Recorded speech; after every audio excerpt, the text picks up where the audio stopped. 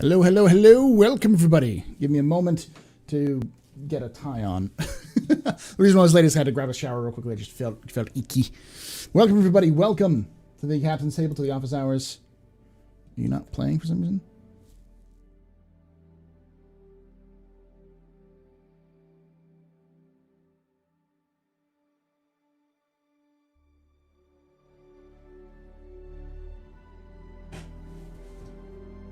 All right.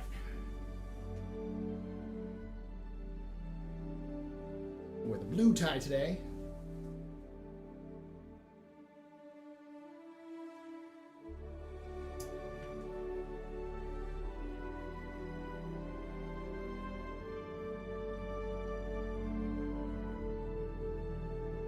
ISC is delayed today, by the way, so if you're watching this later, that doesn't matter, but there was some audio issues that they had to re-upload, so that can take some time.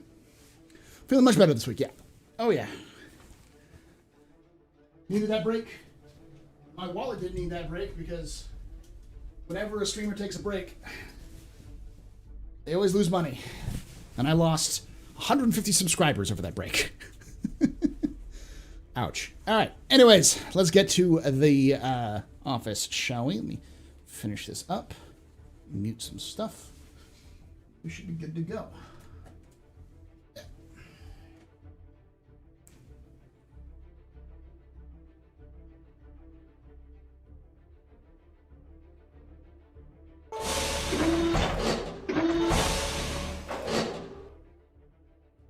Make sure everything sounds good. Sound check, everything good? Welcome, everybody. Dawnstar and Azkabar, thank you so much for the $10 and $20 respectively. Holy shit. Let's get this started right now. Yourself, something pretty. Buy yourself something nice, thank you. I'll get a bow. I'll put it in my hair. No, I need to get some actual, like, makeup to kind of powder down my face. I swear to God, I'm not this reflective usually, but I got a powerful light in front of me, and I haven't used makeup in a long time. And ever since we moved to the new house, I'm like, I need something to take down this shine. Otherwise, I look like I'm, a giant reflective ball. Look at that. Look at that. Looks like I bathe in grease. I just took a shower too. Hey, Sergeant, how's it going, man? You can't type on my old age, apparently. Yeah, Sergeant does a lot of cinematics. Has been pretty cool with that. Ash Hole, thanks for that Twitch Prime. And Target Drone, thanks for the 10 months of subscription. Welcome, everybody. All right, so. Also, today's GW preview had a lot of sexy stuff that is now my future purchase listing. It did. It did. Warhammer World. Actually, I'm working on kit bashed orc commandos right now. It's hard to see. I just built them, so he's just plastic, but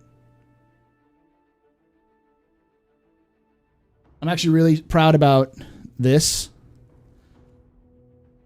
It's my first real kit bash that kind of works. I get it so it can look good.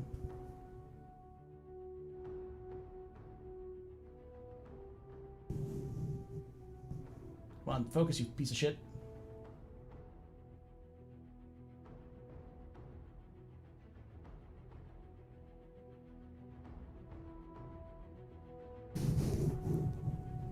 There we go. So what I did is I took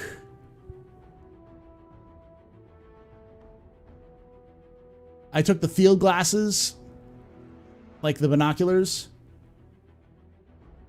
off of an Imperial Guard unit that I had. A bunch of extra of those like things from like a heavy weapons team, and I cut them up and then I put them on the face of an orc. So it's commandos. Thank you, Target Drone, for gifting all those subs. The Philip Ramsey, Joe Beast. Thank you, Gage Sharp, for that Twitch Prime for 8 months. You guys rock. I'm doing okay. I'm doing better. I needed that break. I really needed that break. Between 313.1 or 313 being an utter disaster and just the lack of news, and like I just needed a break. Just work sucked. So. All right, so let's go over what we're gonna be doing today. We're gonna be talking about the update to Orison, which is probably the reason why you clicked this if you're watching this on YouTube. First, we'll talk about some of the Orison leaks. We'll talk about some of the updates because there's a lot of stuff about Orison, which I'll go off the very beginning. It'd be very hard pressed to believe that Orison's not making it to the next patch. Not 3.13.1, but 3.14. That was one of those things that I heard a lot of people, especially in Captain's Table, we talked about it. We talked about how, like, the big question mark is Orison. Can Orison make it? Everything else seems possible, but can Orison make it? And I think yes. I think at this point it's almost a given that they're going to have Orison. They're going to push Orison for this. So yeah, they definitely need to update the NIDs and the guards. The guards, well, it's Warhammer week because they don't have Warhammer Fest, so they did a Warhammer Fest preview week instead of doing a weekend, and they announced brand new models for Gaunt's Ghosts, which has me hyped because hopefully that means they're going to do new guard for this edition, but we'll see. Question: how much cargo space will the Constellation Taurus have? We have no idea. Most assuredly, the old listing is completely false. Whatever the old listing was based off of old numbers and old dimensions, which isn't the case anymore. I would say that likely it will have more than the Aquila or the Andromeda or the Phoenix, but less than, say,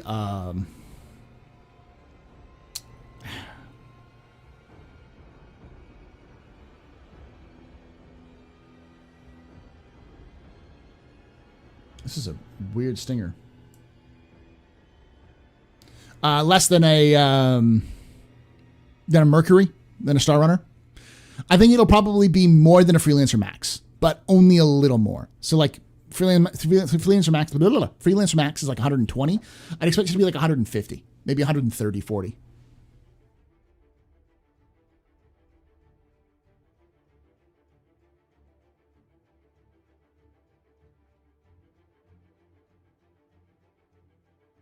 $11 months? What do you mean, fandom?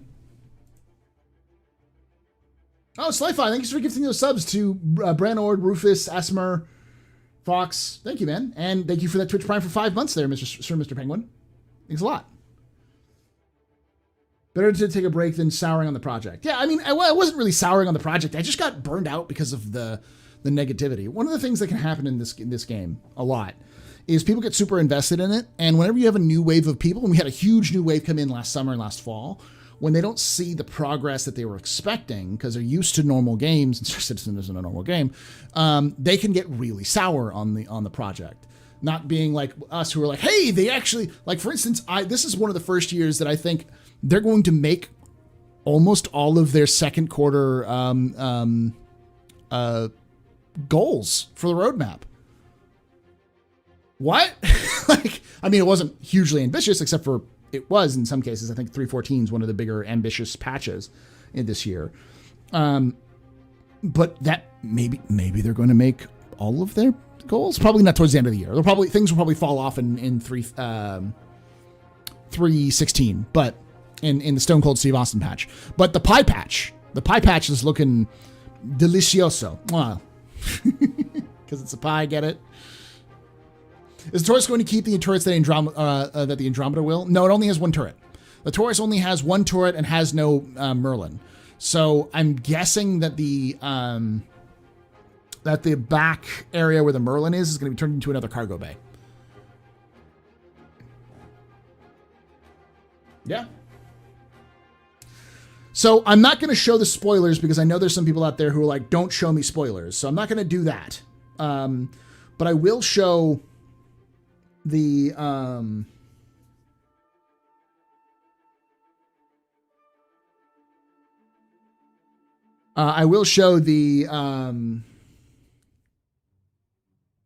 I will go over the information. There was a bunch of leaks of audio files, specifically of the tour that you go around the facility that builds Crusader Industries ships.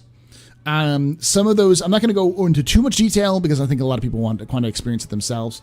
But the gist is, if you don't know anything about Crusader Industries, that tour is great because it explains a lot about the lore of Crusader Industries. Stuff we already know, though. It's nothing new. The one big reveal that I caught was the Atlas. They mentioned the Atlas transport. Now, the Atlas transport is described in the tour as an open-topped shuttle that carries cargo from place to place. So I'm assuming that the Atlas transport is more than likely not a ship, but a kind of like the trams that we see in Lorville. No, not Lorville. Area 18. Thanks so much for that 3 years of support there, Firefly. He's got some beers coming up here. Hold on. Some beers out there for you. That's just to wake you up.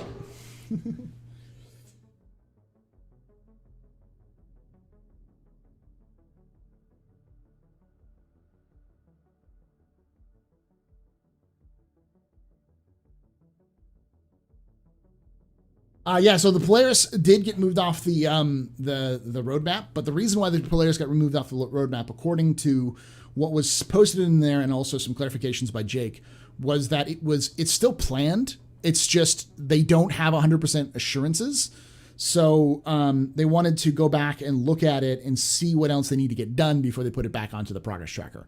And for those people who don't know, the Star Citizen's roadmap is now broken up into two different things. Kind of a long-term goal, which has like all of the details that you need, and a short-term goal, which is the stuff that they're planning on releasing for the year. The progress tracker is that long-term goal, and the release view or the release tracker is the old roadmap, essentially what the old roadmap was. Things that are on the progress tracker, like the Banu Merchantman, which just got in there, is something that they're planning. It's like it shows you what they're working on, but it doesn't necessarily show you what's going to be released. So it gives you kind of like a little crack behind the curtain to see, like, hey, what are they doing over there? You know, what you doing in here, kind of thing, without having to like pester devs. So you can kind of get the idea. In some cases, it's a little more difficult, so you still have to kind of ask some questions about it, but it gives you an idea of what's going on.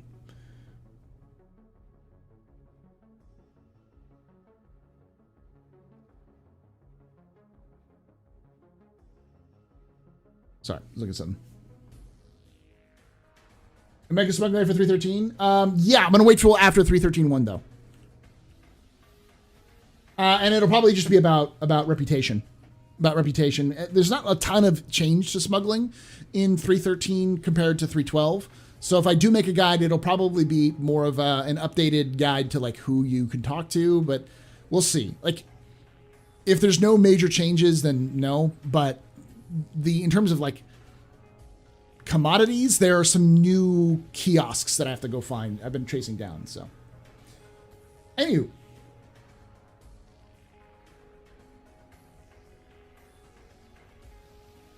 Hey, Flugo. I missed my fix of the weekend. Yeah, sorry about that, pickle skin. For the law! For the law! Thank you so much for that 3-month streak. So is the cat and the Nomad had the baby? Kind of, yeah. Maybe the Atlas transport is a Crusader's answer to the Nomad or the open top. Yeah, I think what we'll likely see with the Atlas is that the Atlas, if it becomes a ship, will be a shuttle. Maybe a QT, but no jump drive or no Q2 at all. And be something that you like a ground vehicle. It could be like, for those of you who reference Firefly, the TV show, the movie Serenity had the mule. It sounds like the mule. It sounds like the mule from Serenity. Kind of a hovercraft that has big open back that you can put big stuff into it. So, ISC just got released. What is it on? I don't want to have to go through all of ISC if it's like I don't like to go through that live on stream. Because, like, you can watch it on your own. I don't want to, like, take up the time, but... All right. I'll put it to a poll. I'll do this in Twitch chat, but I don't think I do that and everything else. Thank you for that $10 Canadian, Fugo. Thanks for your videos. Thank you for doing stuff. We had a lot of people who were like someone gave me a freaking Nautilus, a limited edition Nautilus, because they're like, you do some good work, Paul. I'm like, thank you. Where is this coming from?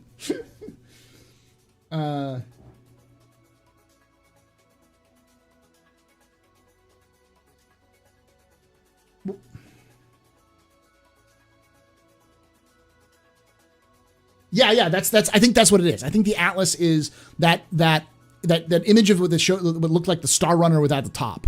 That had the Star Runner engines and had the Star Runner sweeps, but it had like a drop top. I think that's what it is. But I think it's even more than that, because I think that the cockpit is also open. We just didn't get a good angle of that cockpit. Looks like it's about scanning. Okay. All right. I don't like doing this, but we'll do this. CIG, you should have. Okay, we'll watch it together. We'll watch it together, chat. Because I want to be able to talk about this. Then we'll come back to Orison. But the basics is that there is some cool stuff about Orison. Oh, the other thing that's cool is the storm wall. The storm wall is got some information on it in that tour, which is you should be able to see the storm walls from the assembly dock on Crusader, and you can take tours to go see storm walls. That's the plan in the future. So yeah, that's going to be cool.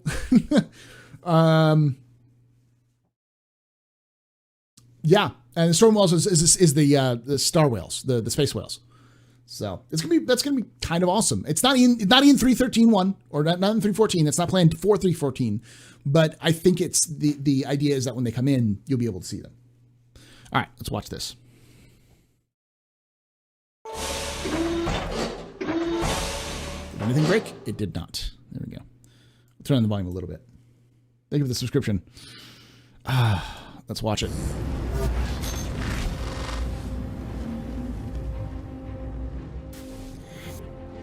We actually have three terms in our system. We have radar, we have ping, and we have scanning. Radar is your passive detection. That is, I'm flying around, things pop up on my radar and I can see them. Then you have ping, where you have to physically hit a button, basically pulsates a ping out into the world, and I can see things much further out. Scanning is the layer where once you see an object, you can scan it and retrieve information on it. What I like about the current implementation of radar is the dynamic signatures. They fluctuate in and out depending upon what you're doing. And because of that, you could actually go into your UI and see your IR and EM fluctuate. That flexibility is really cool because you could turn on and off stuff, and that changes your signature and your strength and how far someone can see you. Something we don't like is the absence of any information about how well you're detectable by either other players or AI at the moment. For the current implementation of the scanner, it's really awesome to be able to scan ships right now and see if they have any cargo. Especially with the loss system, we could determine if they have any illegal cargo. It opens up immersion gameplay where I could fly around, scan some things, and go, oh, that guy has some illegal things. Should I be nefarious and... Pull over! You're under arrest for smuggling, you dirty criminal. Sorry, I had to do it. Try to steal him, or should I try to shoot him and give him a warning? We want to improve the ping system so that it gives you like a rough idea of, hey, why does Mark hate me? Ships, maybe some bounties that you might want to go after. And because we'll give you that info at a further distance, it really allows you to make some, gives player agency and allows you to determine whether you want to even investigate it or not, or want to look in a different direction. So that's kind of how our existing system works. You know, there's things that we really, really like, and of course there's things that we want to improve on and even flesh out even further. And that's exactly where this new work comes into play. All right, let's take a look at it. With the new radar, we've tweaked how things get detected. So it's no longer two spheres colliding. It's just, to put it simply, if your signature is overlapping with somebody, they're going to see you. One thing we want to improve is to make sure that we get proper player feedback. So you know that if you're in a very high ambient signature area, like a gas cloud, you could be hidden, and therefore make better use of the spaces that we provide in the universe that we created. Sean Tracy liked the idea of, if you have a bunch of capital ships and a couple frigates, that maybe you can't see some of those smaller ships. What happens if we had that moment where you could have some ships hide within the bigger ships? So when you're far away, you're like, okay, there's an Idris, maybe I could take it out. You get a little bit closer, you realize that there's a whole fleet. So it's going with that balance of how do we hide things and how do we show things so that we could get big, amazing moments and even stealth gameplay. So with scanning, we want to increase the granularity of the information you get from scanning. So I don't want to do a board gamer, but let's go back and look at this. So I'm going to mute it while he's talking. But so the idea is, as they showed it, he pulls it up. If you pause, it says over here, Drake Caterpillar. Okay. So he's looking at a Drake Caterpillar. Let's go with it. Drake Caterpillar. Okay. And it's at 200 meters, not 2,000 meters away. So 2 kilometers away. And then as he gets closer to the Caterpillar, boom, all of these other ones show up. So at about 1,500, now this is work in progress. This isn't something that's a final product, but that's the idea. That's nuts. I like it because your systems are based off of electromagnetic scans. So you're picking up EM signatures and you're trying to decipher that. What is the signature and what is the cross section? So you find this big signature and the cross section. What I'd like for them to do is to have an extra layer on there where if you see a Drake Caterpillar and its EM signature is like 4,000 or 5,000 above what it should be, you can go, that's a trap.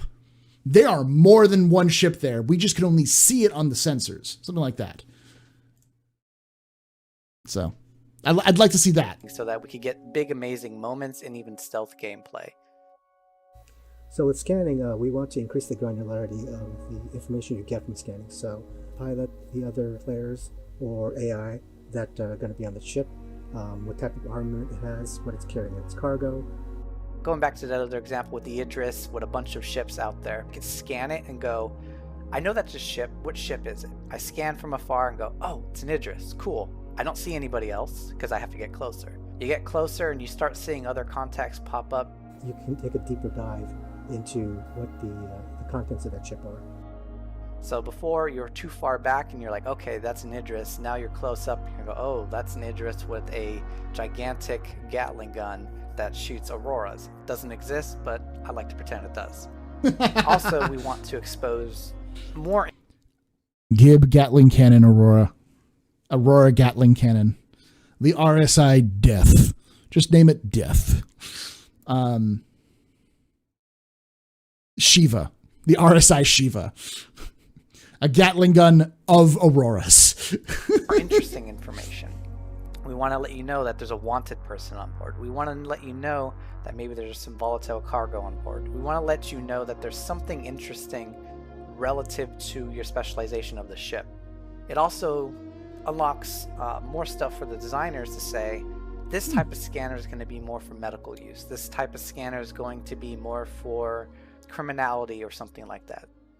What we're doing with Ping is, for the first time, we're going to actually allow you to not only get the blob information, which gives you the rough direction and size of the entities that may be contained within the blob. So it gives you a rough area of where you might want to investigate. But if the signatures are high enough, then you can actually scan the contents of that blob, which is something we weren't able to do before. Okay. You won't see a lot of these things happen all at the same time. It opens up the doors so that we could push things in through patches and through waves. What we're looking for is a fun player experience for finding things.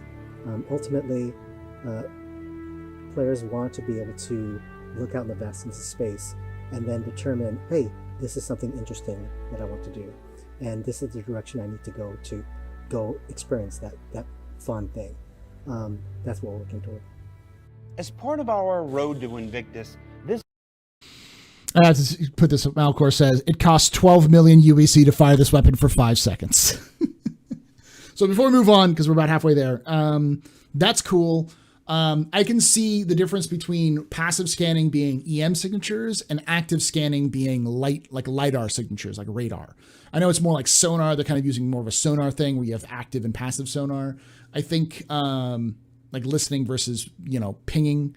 I think that makes a little sense in terms of like sci-fi, and I'm sure they'll lore that way, where it's like you're passive, like passively scanning for EM signatures, which are higher. And then once it picks up an EM signature and recognizes the cross section of that EM signature from a distance, because it can, the ship's computers are a kind of a basic AI system, then it'll be, hey, this is a ship. So now Terrapin makes sense somewhat. Yeah, as it expands, I think this is a good solid start 0 level or first level implementation sort of thing. But we'll see. This brief primer on the future of radar and scanning demonstrates an essential component in creating a dynamic and engaging sense of exploration and danger for spacecraft in the persistent universe and Squadron 42 alike. And we're going to learn more about how it all works tomorrow on Star Citizen Live when Sean Tracy and members of the Vehicle Tech team join us to answer your questions live. But up next, it's that time. Let's jump into another Sprint Report. Hey. Up first, let's take a look at some recent progress on hospitals, starting with these myriad hospital props like tables for the waiting area and medical trolleys you can expect to see rolling through the hallways. That's going to kill everybody. There was even a recent concept for this high-tech gurney, and when I think about the push-pull possibilities here, it reminds me of the first time I was kicked out of a hospital.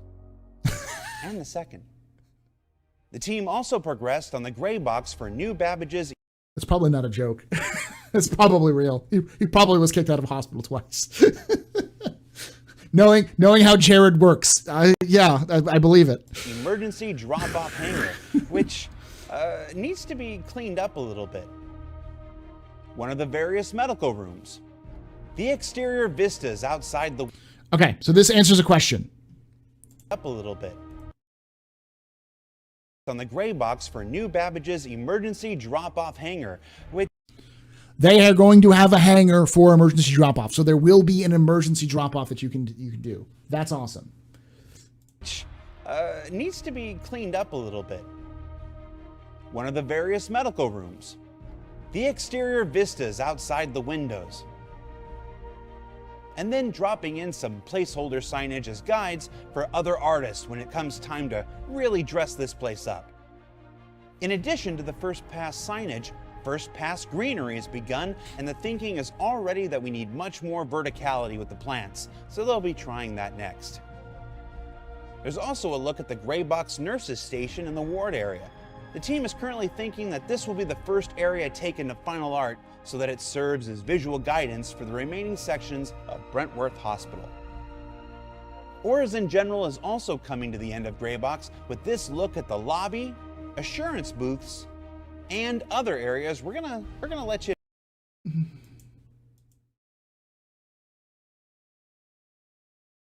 Why? Why isn't there universal health care in the 30th century? It's a joke. It's a joke. Please don't kill me. Don't. Now I'm gonna hear. Leave politics out of your videos, Paul. I can't handle one joke. I have one ball.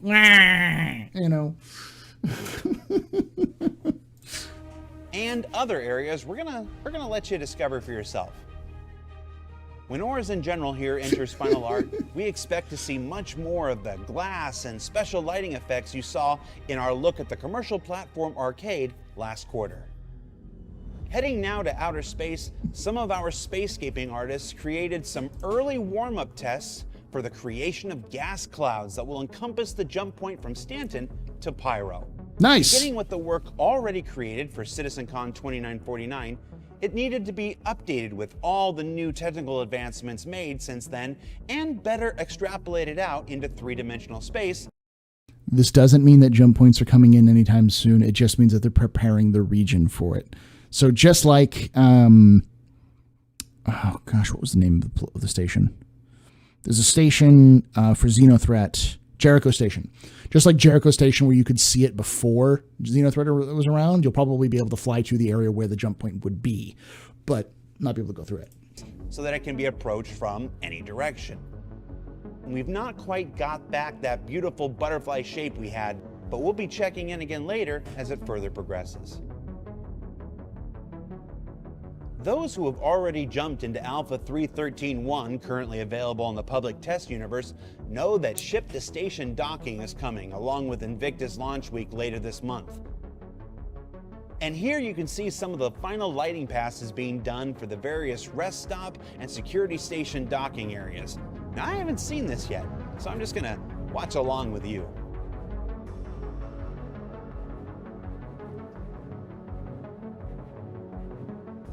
Did it end badly, Omega? Ooh, that's cool.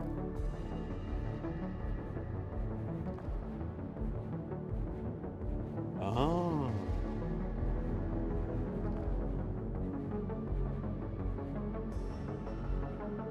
Yeah, you can't repair and rearm yet. Hell yeah. Following up on some of the armor concepts we saw last Yes, all of my yes. More crazy suits. week, here's a look at the high heat refinery worker that's currently making Oh, that reminds me of like European, Japanese, and like Russian firefighter helmets. Unless there's some firefighters in chat, I don't know if Pyro is here. If like American helmets have started to move towards this direction as well. way through the character pipeline. The text branding you're seeing here is modular, so it can represent any company that's appropriate for the location at hand. As is the helmet, with multiple variations to add variety to the NPCs milling about. And because it was important not to have any exposed skin in an environment as hot as this, there's also a neat way to access the Mobiglass, which will never work. Still check their messages when needed. It'll never work. Just like when you ever put those like the screen guards over your smartphone, you never freaking can touch anything with your gloves. Yeah, never gonna work. And last week, subscribers got their first look at new armor from Tehachapi, a brand new small-scale manufacturer that has burst onto the scene and begun taking the markets by storm. Now you can learn more about this new manufacturer and their offerings in the latest edition of Jump Point magazine. Finally, let's take another look at the habitation platform of Orison, the upcoming land. By the way, that armor that we saw, this one back here, that is the bounty hunter armor. The bounty hunter armor that was teased back in there. Landing zone for the gas giant Crusader. We definitely want to preserve the full reveal of everything that makes up this amazing landing zone for when you first visit it in game. I think we can maybe share this brief sprint on updating the cypress trees that will find their way throughout the platform. Oh my god, my hay fever is gonna go nuts! Oh, just thinking about cypress. And finally, back to the hab rooms themselves, a much requested feature. Many of the rooms come with windows to the outside world. Nice. So what did we learn this week?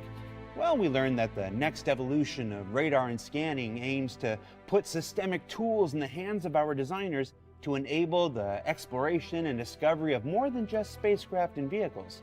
That hospitals are still the harbinger of new medical gameplay scheduled to come online in Alpha 3.14. And that before all that happens, we're on the road to Invictus with the upcoming edition of ship-to-station docking and all the potential that brings. Here, there might even be a capital-sized tour coming? Check out the schedule on the RSI website if you... They're going to let you tour the Hammerhead. All right, that's cool. That was pretty good. If you haven't already. For Inside Star Citizen, I'm Jared Huckabee. We'll see you all next week. Is there a funny ending? No funny ending. Jared, I want funny endings. Give me after-credit scenes. Give me after-credit scenes, like MCU. The Javelin, yeah. Did I say something? Did I say Idris? A Javelin. I said Hammer. Oh, I said Hammerhead because I read it in the Hammer. Yes, you could tour the Hammerhead. The Javelin. I have snippers. why I keep doing that. The Warhammer is the javelin which we saved during the Xenothreat invasion. So it is, as far as I can tell, the UEES Warhammer is the javelin assigned to the Stanton system as its defense detail, or it's designed for this region. I'm adopting it. Okay, since we all live in the Stanton system, since we're all residents of Stanton system, it's our resident, it's our local javelin. I always mumble. I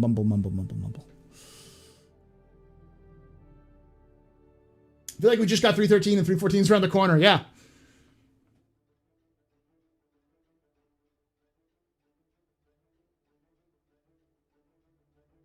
Mining Area 51 workers. Penny Red will have a good multi-use with big scanner dish, holds a rock, and has medical beds. Yep.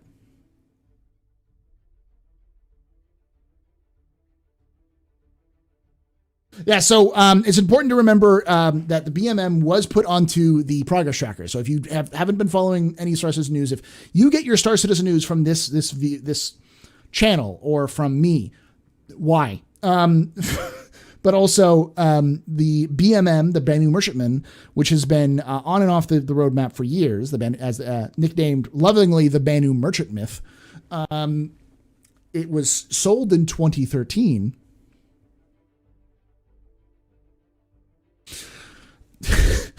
Is finally back on the roadmap. Not roadmap, progress tracker. But it says it ends sometime in December. However, again, talking with Jake, blame Jake. He indicated that just because it's on the progress tracker and it ends in December does not mean that all the teams who are reporting on the ship, who are working on the ship, reporting currently, have reported yet or have all their tasks in. So it likely is going to move into January or further, but they, don't use the progress tracker as a release tracker. It's just what they're working on and what their current dates are. However, it means that they're working on it, which is a far cry from we're going back to concept, because at some point they said, we're going back to concept.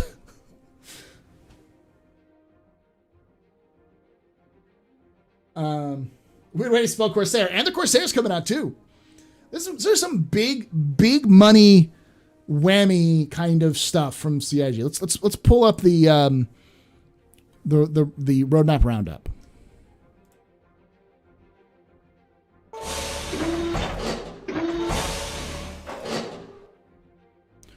Okay, so the Drake Corsair has been added to the progress tracker.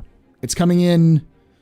At some point, vehicle door improvements updates the underlying implementation of vehicle door setup that will allow us to be more advanced interactions, including ramps, aligning terrain to other ship specific behaviors, and life support. So the implementation of the first iteration of onboard life support systems in ships, which entails a ship component that generates air when turned on, and management of said life support components within a vehicle without a vehicle loadout manager. These were unannounced and have been added to the progress tracker.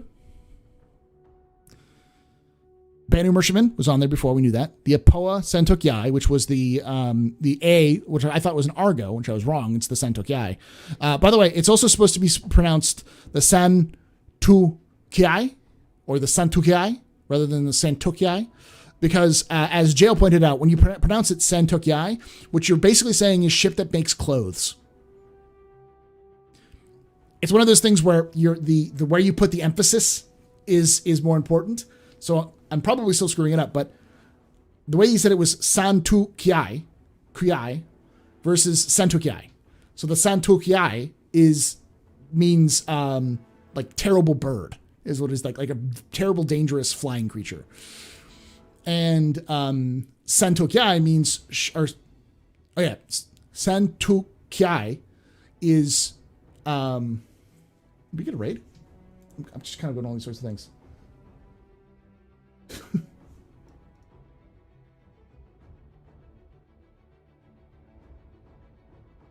I also got to turn off this. Yeah. Sorry, guys. I took a break and then I forgot how to stream. Not that I ever knew how to stream.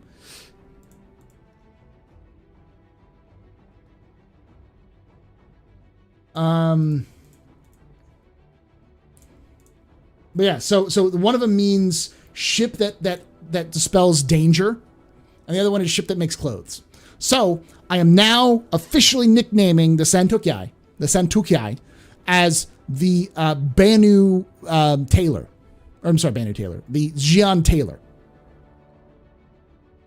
So if you hear me call it the Xian Taylor, that's why. Because I have ridiculous numbers of inside jokes that I don't care if anyone laughs at, that I'm going to force memes. Because that's just me. Yeah, there's some of the things in English. It's also in a lot of them, like in Spanish, the famous one is papa versus papa. If you say papa, it's like the Pope or your dad. But if you say papa, it means potato. So don't call the Pope a potato. Don't say papa. El papa. The potato?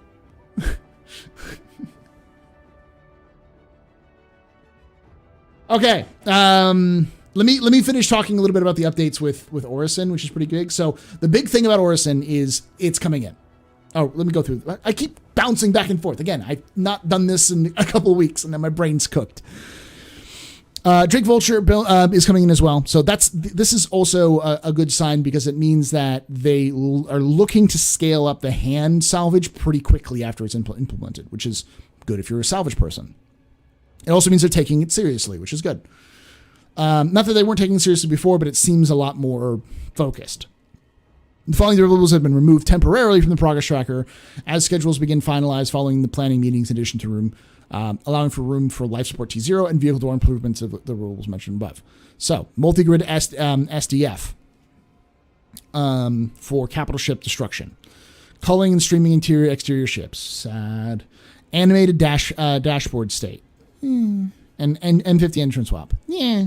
You know, this one was the big one, the culling, streaming interior ships, because that would allow them to basically cull out the various sections. So that just because it got removed from the progress tracker is not panic, everyone's going to die, but it means that they are the people who would be working on that or working on something else. They're redistributing people. That's why CIG is always hiring, because they always have more shit to do and not enough people to do it. We're aiming to, by the way, this is also posted by Jake. No, it doesn't say. Anyways, we're aiming to extend the horizon for both Progress Tracker and Release View to Q1 2022 with the next publish on May 19th. Thank you, Jake.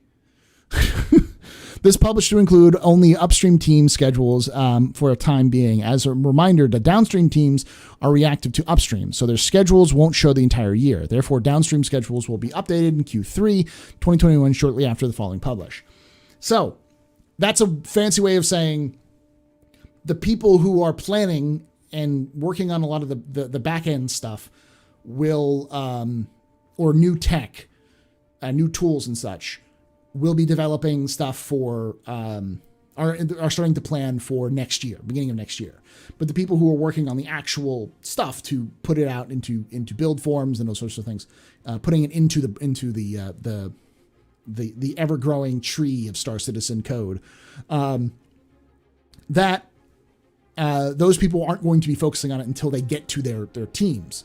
So like the team that the downstream team that built 3.13 is now working on the 3.15 release, and the downstream team that's building 3.14 will then, after 3.14's release, move on to 3.16.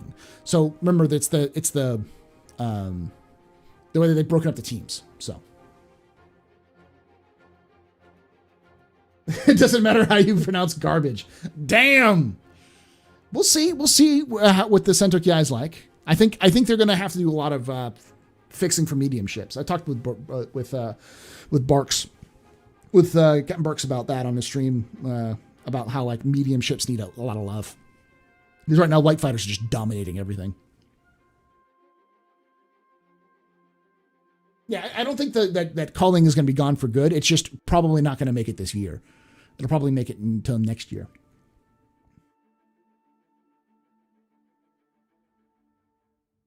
Hey, with how maneuverable it should be, Taylor is fitting as it sits there threading the needle. If it's right, hey, there we go. All right, so let's go over the Bengal, because someone is asking about the Bengal. So the Bengal is going to be coming in 3.13.1. You cannot fly it. You're not going to be able to kill it. Oh dear, oh lordy, you're not going to be able to kill it. You might be able to steal it. I mean, the one thing that I 100% believe is that if you challenge the Star Citizen community that they can't do something, we'll figure out how to break your game, CIG. Never tell us no. Unless you absolutely want us to try to break it, then yes, always challenge us, because we will beat you.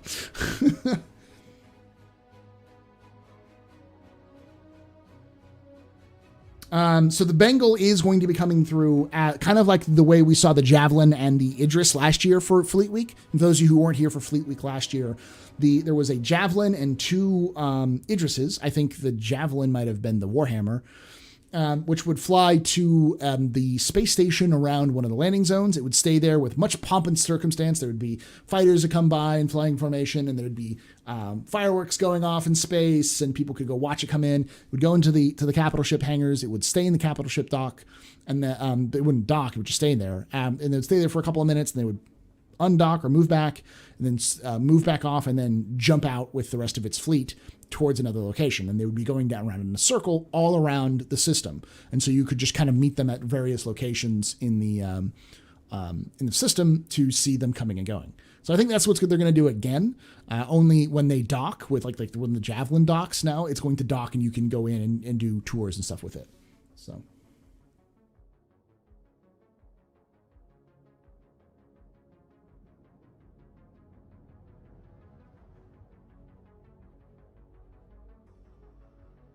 A rumor I heard was that they made seats that only NPCs can use. Yeah, that's that.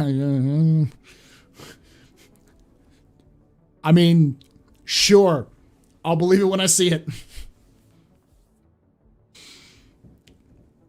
All right, yeah, so the light fighter discussion. I'm not going to go into too much about that, but light fighters should be excelling and taking out other fighters. The problem is that a light fighter can take out a hammerhead as it stands, which means that light fighters are incredibly powerful. Now, there are going to be some things that are going to be added onto there. For instance, power plant output versus and power requirements. I'm assuming that light fighters are going to require a lot of power, which is going to be weird because I think they use the same amount of power as same power plants as any other fighter, the size 1s. Maybe the larger ones use size 2s. I don't know if they do or not. I think the Vanguard might. But I think the way that it'll work is that the power plant on a light fighter will be mostly there to charge the engines and the weapons. You couldn't do one or the other. Whereas the power plant for the medium fighters are going to be more focused on the weapons rather than the engines because it's not really maneuverable. It can be decently maneuverable. It doesn't have to be super maneuverable, which means that medium ships will have more time on target for their shootings and the shootings. And the light fighters will have less time on target for shootings. And plus you have things like the capacitors coming in, which you have to charge the capacitors up, fire, and then when you're out, the capacitors are drained. You have to wait for it to refill up and then fire again to allow for the weapon to work. And of course, ballistic weapons use less energy than energy weapons. So there'll be some balancing that'll take place. But yeah, the medium fighters are kind of weird about that. Thank you for that subscription to Dudski. I guess they'll have smaller capacitors. Yeah, maybe.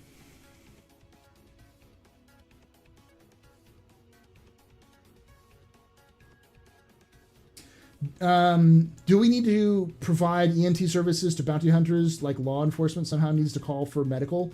They probably will. Not in the first version, but I wouldn't be surprised if medical missions weren't slowly there or weren't added in over the, like, let me do it this way. If by 316, by the end of the year, I wouldn't be surprised if we didn't see a medical mission system set up similar to what we have now, which is go find this person, pick this person up, bring them back.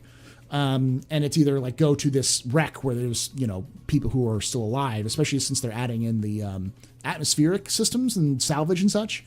Because a lot of this stuff requires like salvage, so like you can cut out sections of a bulkhead to get somebody who's trapped,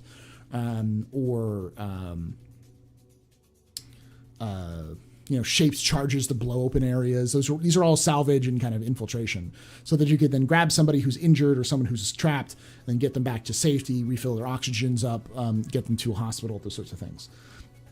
That sounds crazy, but it isn't. It's just dragging, which we have, or some sort of device of carrying things, which we will get, push-pull, and medical systems, which we're getting in 3.14, and, hospitals to drop them off at, which we're getting in 3.14. Well, maybe not 3.14, but sometime this year. So when I say, I said at the very beginning of the year that I think that this year is going to be the best year for Star Citizen, I still stand by it, because I think 3.14 is the really first patch of the year. And I think 3.14 is going to carry a momentum all throughout the year, where new stuff is being added, but it's not just like, hey, look, it's Orison. It's like medical system 1.0, scanning system 1.0. Like, all of these things are going to be dropping along with it that'll propel the gameplay further and will be built on top of one another. Like, we have the reputation UI and the reputation system in. By the end of the year, I wouldn't be surprised if most of the mission givers that are currently available have reputation in them, or they expand out to other organizations, like not just Crusader Security, but Crusader Sales Department, or Transportation. Covalex, for instance, might have its own reputation for you delivering stuff for those. So there's not really a Jesus patch. I would say this is the Jesus year. This is the year where you're going to start seeing the pushover, where Star Citizen goes from being eternally 2 years away to eternally 2 years away, but you're actually getting updates every month, or every stuff. So hover trolleys, etc. Yeah. How long till people are required to sit in a train to the city with some injured person laying in a med bed so that they're carrying around with a tractor beam? Well, they actually said in the latest update for ISC, there's going to be a landing pad for emergencies. So if you need to bring someone to a hospital, you can bring them in there. But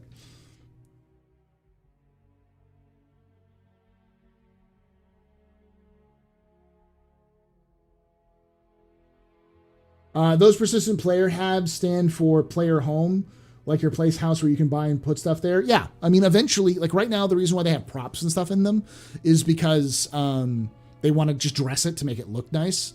But I think eventually you'll be able to purchase the homes. There'll be a difference. They've mentioned this pretty recently, like I think 2019 was the latest they mentioned this. There'll be a difference between habs. The current habs we have in game now are habs for long-term habitation. And I think their plan is to add like a hotel at the spaceports. So if you want to stay in an area, you need to rent a hotel.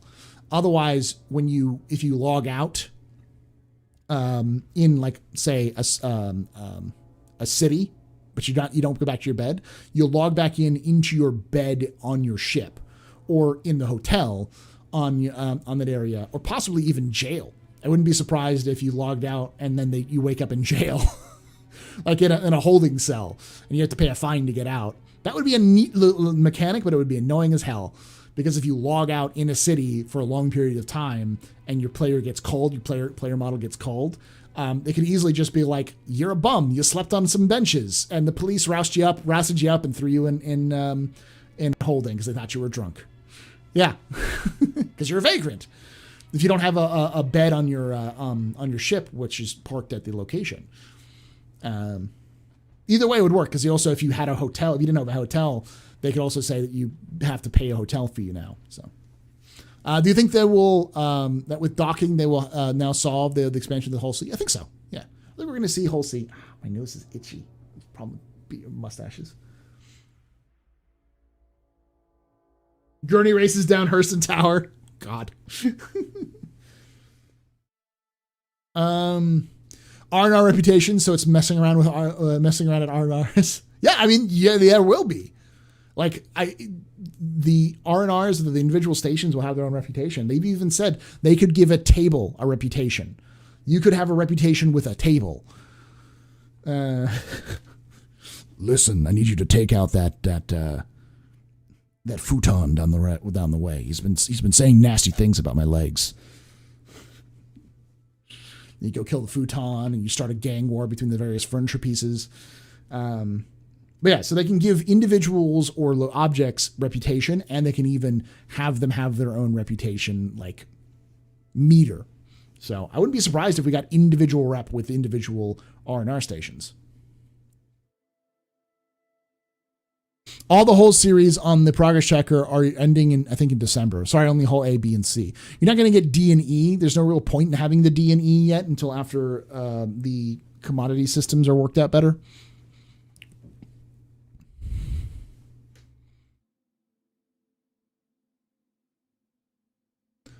So let me go over the monthly report. Furniture Wars. So first of all, if you haven't seen this, say hello to Crusader. This is the Crusader. This is the atmosphere of Crusader. This is not the final version.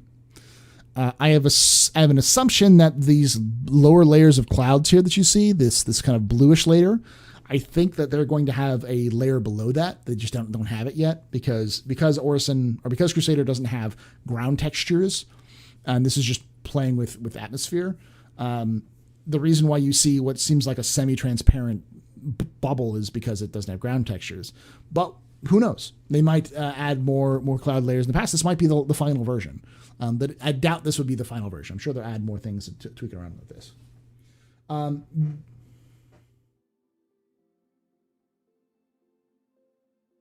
So that is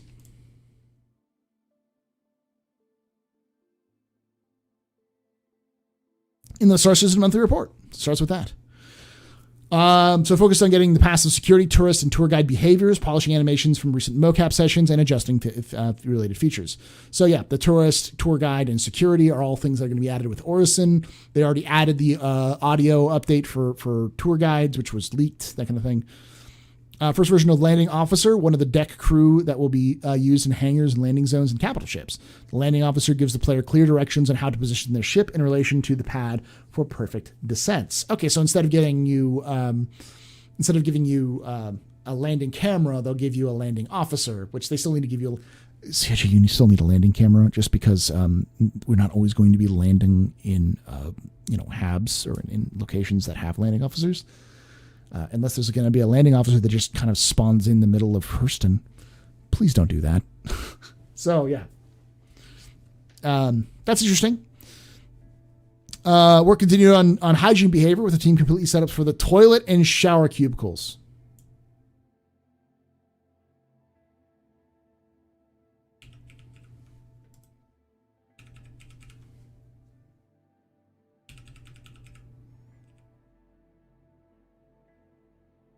Why? Why?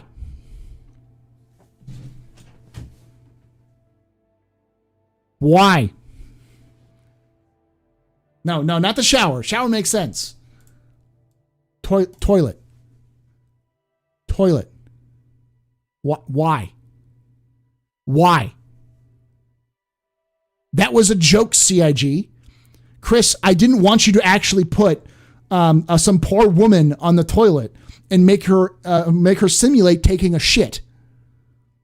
I didn't want you to give some poor animator, who's making probably not enough money, the job of animating someone taking a shit in the game.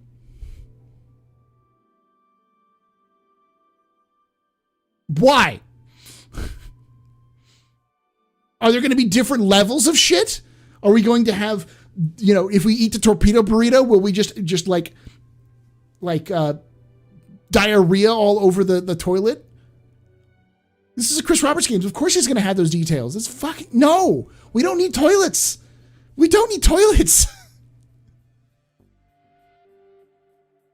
Oh, God.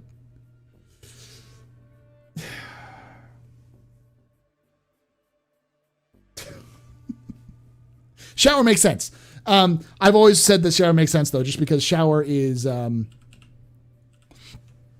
of those things that let's zoom in a little bit better so you can see a little better.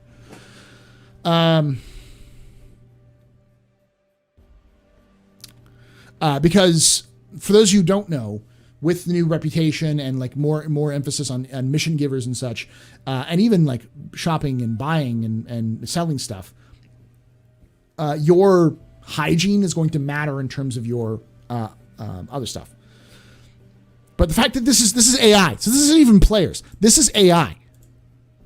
Why do we need animations for AIs taking a dump? I would flip this desk if there wasn't too much money on it. Oh. Yeah, no, Dal, I already made that joke. I made that joke. Somebody's being paid money to animate shit. To animate poop. Whoever is out there who's working at CIG, whoever is working at, tell me, who's the poor soul who has to animate somebody taking a dump? I need to know this. I need to know this so that I can buy that person like flowers and a nice card and a steak dinner, because that's the only way that's going to make up for the fact that they spent probably 40 hours of a day, 40 hours of a week animating someone taking a dump.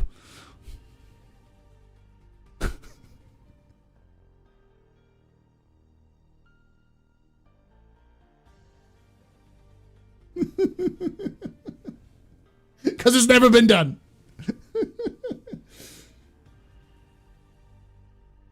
Pooping in the spawn locker. All right. So for sleep behaviors, new animations for beds were set up to support physicalized sheets. I'm not going to say anything. I can't. Why? Why do we need physicalized sheets? Because it's cool. And the process of standardizing the proper usage of bed shutters began. Okay, that's good. They also progressed with the ongoing goal of propagating vendor behaviors to as many shops as possible. They're currently designing and blocking out different elements that will make up the various locations, coffee shops, different food stalls, etc., and are enabling the available kiosks to use for the hawker behavior too. Okay. What's the Foley work for pooping going on to be like? It's just going to be Disco Lando. He's just going to go.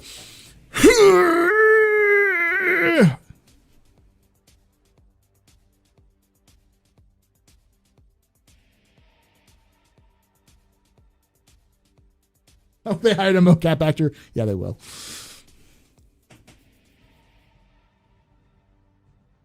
All right.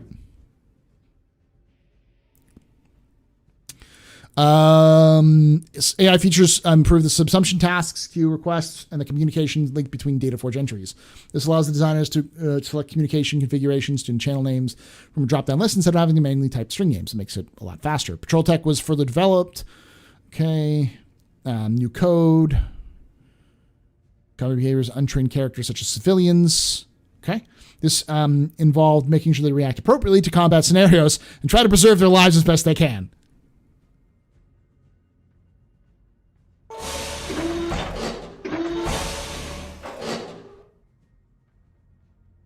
You don't know why I'm smiling so big. Weapons in landing zones.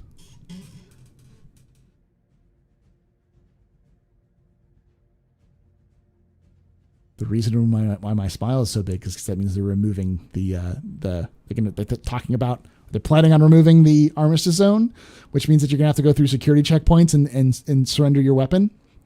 Or you can be like me and smuggle that stuff in.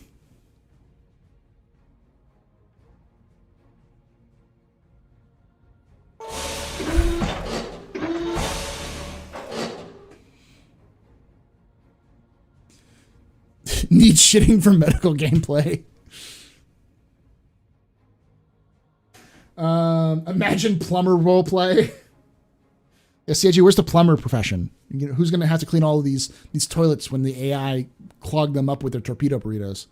It also means that we'll never get out of the hab area. No, I mean, so CIG won't remove the armistice zones until the security responds appropriately. So if you are smart enough and you smuggle a gun in, if you fire a gun, you will set off a bunch of alarms and stuff like that. And or if you're spotted with a gun, then you'll be arrested or shot at by like local sentry tourists and stuff like that. That's why they need poop animations for getting the weapons out of your prison wallet. I'm done. I am done with pooping. Oh.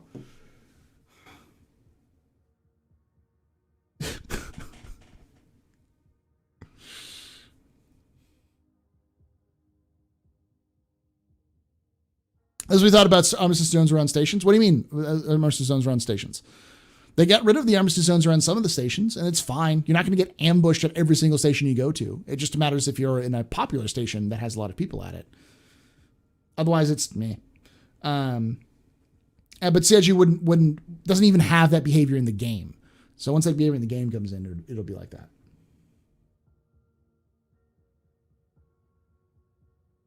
God, I hope it means we can equip weapons without armor suits. Yeah, there's got to be something they're going to do with that whole character system. That character system and equipment system is archaic and needs to be fixed. There needs to be like a weapons slot versus or needs to be weapon slots in your normal stuff. So, all right. Support began for the spawn closets, including implementing handling of on-despawn request event for the initial pass and despawn activity currently. The entity will look for a usable spawn closet action area to use. If it fails, it'll move to a random position in the area. Okay. Spatial behaviors related to subcomponent targeting were worked on. Okay, that's something they've been working at. Navigation mesh.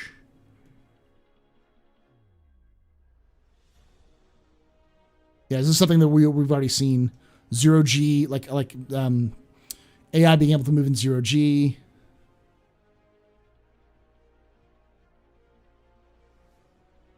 Tour guide animations, blockouts for vendors, holo greeter for an upcoming event. Oh, Invictus. That's what that is. That's for Invictus. In parallel, the facial team worked on assets for tourist, tour guide, holo greeter, race announcer, and stagers. Or staggers. That's staggers. Refinery deck assets. The majority of outfits in Orison and hospitals were modeled and skinned. A few outfits for Alpha 314 progressed as well. The team continued remodeling armor coming later in the year. Supported an X-ray shader and skeleton model for medical gameplay UI. Nice. Nice. Nice. Medical gameplay meaning you get an X-ray so you can scan someone to see if where they're hurt. Very good. So people are like, I don't like the beams. I don't want beam citizen. Why? I don't want beam citizen. I don't like fun. Please, let me stick a fork in my eye and pull it out right now because I don't need vision because that's unrealistic. I can see with my brain. Fucking hate that shit. See, you're not going to just get medical beams. You're going to get other medical stuff that you can shoot your medical beams at. Yeah, it might mean Apollo. It definitely means more work down and further down. Finally, work progressed on backpacks and holographic projections for physical inventory UI. Nice. Okay. Ooh, that's interesting. So maybe you'll be able to bring up a inventory screen on like a box that has those little box things that will actually show the inventory on the box. So you have to scroll through it like the kiosks do, which means that anyone can see you scrolling through and seeing what you're picking. That'd be kind of cool. That's actually kind of cool. We need a honey wagon ship. Yeah, we do now.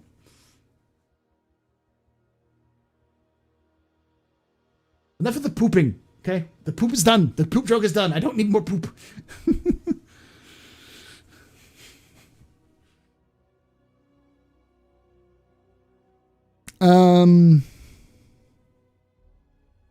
All right. Throughout April, developed with Orison, which moves final stages of production. Other disciplines are currently focused on the location with all major platforms, shipyard structures, rings, and final art complete. The global composition of landing zone was also locked down, and the transit routes have been finalized through background platforms, still progressing, though still progressing through the final art phase. The team also bug fixed and optimized the halls for Invictus Launch Week. Following the release of Alpha 313, the modular team switched focus back to colonial outposts. Majority of the room architecture and props moved into final art phase. Materials were finalized, and additional visual add-ons units were created. A gameplay geometry pass was also done in Greybox to better prepare modules for combat, which involved exploring alternative routes and cover locations. A combat scenario was tested on a planet 2, with the team continually making adjustments based on feedback from design. That is like what I like to see.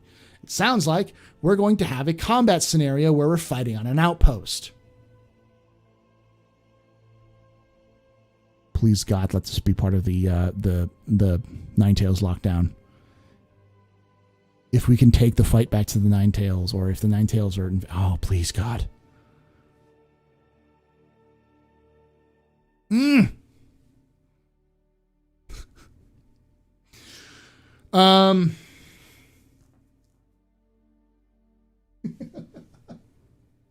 Next what? Next update. Guess what? More pooping.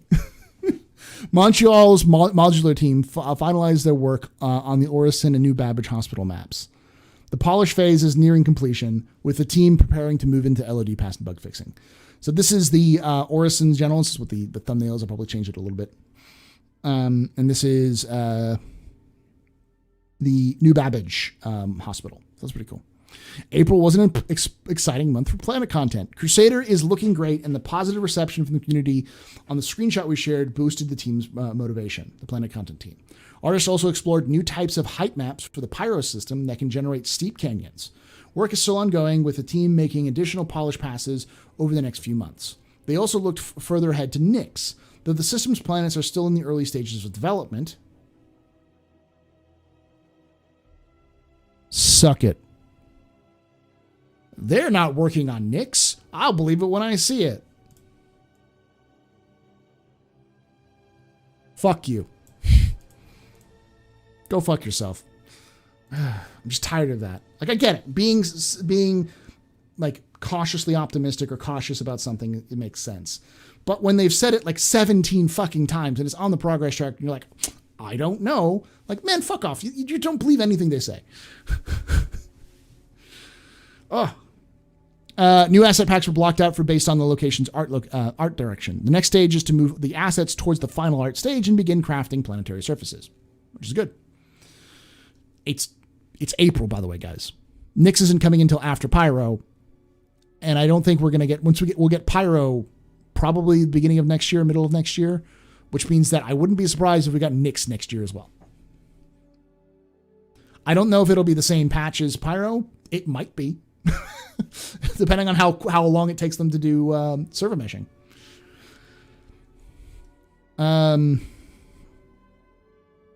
The US-based vehicle content team and other supporting teams worked hard to complete the release prep phase for the Temporal Nova and the last major review. Treads, movement, and gameplay were focus. We're now in a proper QA stage cycle and working on making sure the polished vehicle and experience are going to make players happy.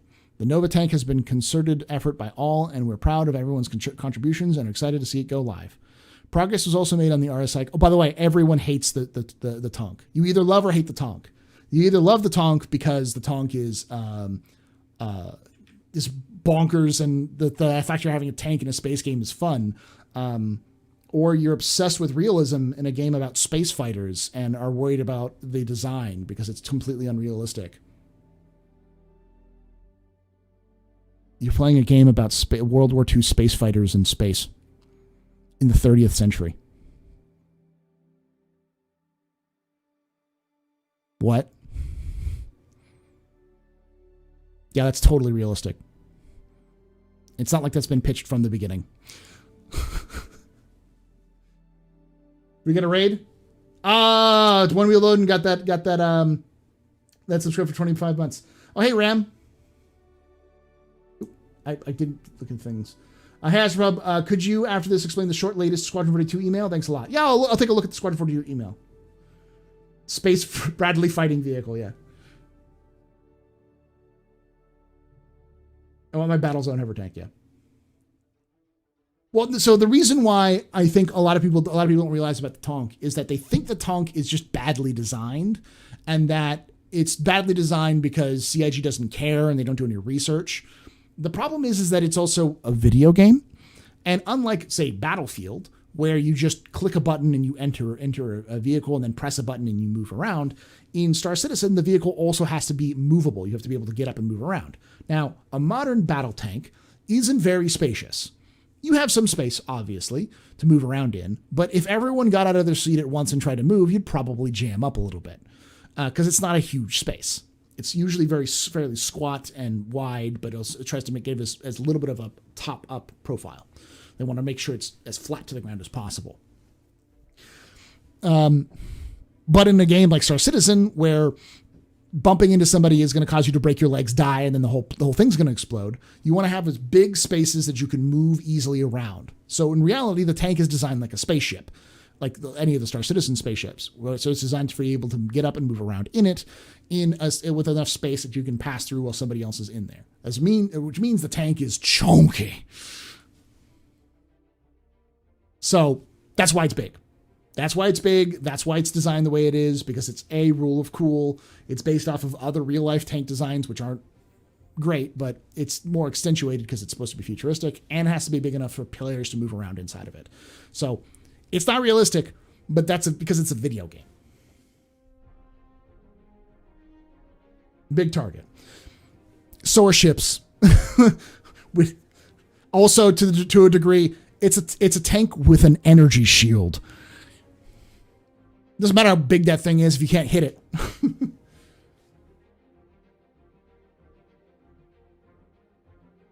Lots of space, but no engine compartment. Yeah. And only works on roads. Rocks, the most dangerous thing in Star Citizen. Period. Space or on ground. Progress also made on the RSI Constellation Taurus last month and saw the ship move through the release prep phase with a focus on finishing the complicated LODs. White box was also completed for the highly anticipated ship release due later this year. Support was also given to Alpha 313. Alongside other work, Tech Arc addressed bugs in recent patch release, including docking, SDF shields, elevators, ramps, and operator seats.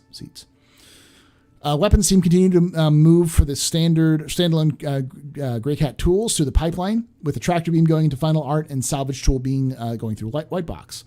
They also iterated on the medical tools alongside the UI design teams, which progressed under wider feature work, a focus also given on bug fixing for Alpha 313.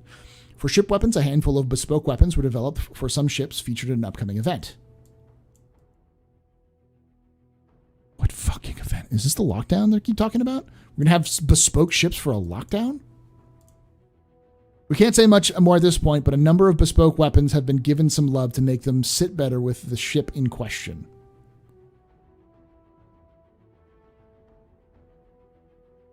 Or is this the Bengal? Is this the Bengal and they're finally rendering some weapons on the Bengal? Because they're bespoke ship. Yeah, it's probably the Bengal. It's probably the Bengal. No, it's not. It's the Bengal. Because the Bengal has it has railguns that shoot auroras. 4 of them in an array. It's got a turret that just shoots auroras. That whole joke about earlier that we said it cost 12 million UEC to fire this weapon for 5 seconds. Yeah, it exists. It just doesn't shoot auroras. It just shoots aurora-sized slugs going at, Mach 7.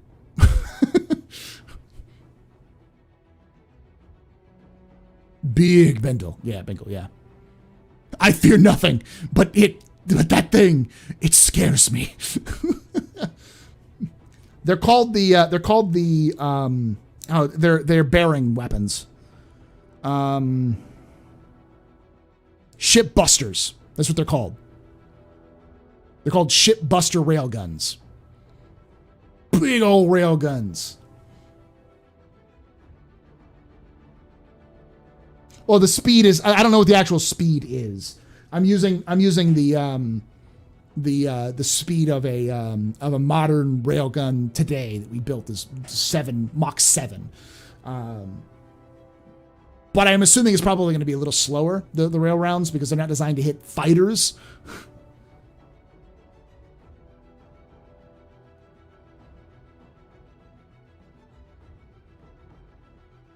But yeah, the Bengal's cannon basically just eats ships. It's called the test cannon. Good year to join in, fellas. I'm new. Rip all those who wanted to wait so long. Hey, man, you're smarter than the rest of us. I've been here since 2013. Imagine the capital Tonk. Oof. Wait, it's not just big because it looks impressive rolling on an M2. I mean, that's also true. Rule of cool applies for that as well. Whoever would have thought that the Connie Taurus would take so long? I mean, the Connie is garbage, so I hope the Taurus helps fix some of the problems. They better do a rework while testing releasing the Taurus, yeah. 30k railguns, every time it shoots everyone disappears. That'd be a good nickname for that railgun. Instead of the shipbusters, the 30kers, the 30 killers.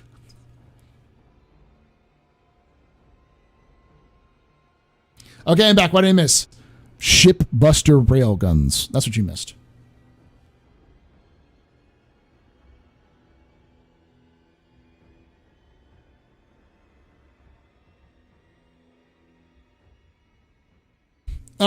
No, so we actually have railguns in the game right now. Mass drivers and railguns on ships. They exist. It's just a slug thrower. So it's not hit scan in the sense that they're just basically high velocity slug throwers. So like modern ballistic cannons in Star Citizen, the ballistic cannons have a low acceleration but high damage. Railguns have higher acceleration but slightly lower damage. The shipbusters are the deletion button. You see a javelin, boom, it's dead now. That javelin doesn't exist. It just took four Auroras going faster than an Aurora's ever gone before to its shields and its face. Bengals are nasty shits. Like, when you see them in game, just the sheer size of them is going to blow your mind. And the fact that he's got guns which are designed to kill javelins in an alpha strike.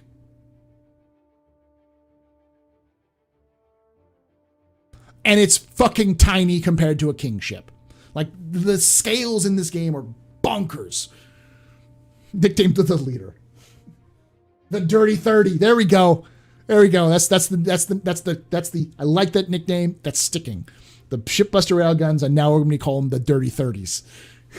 Because they 30k with every shot.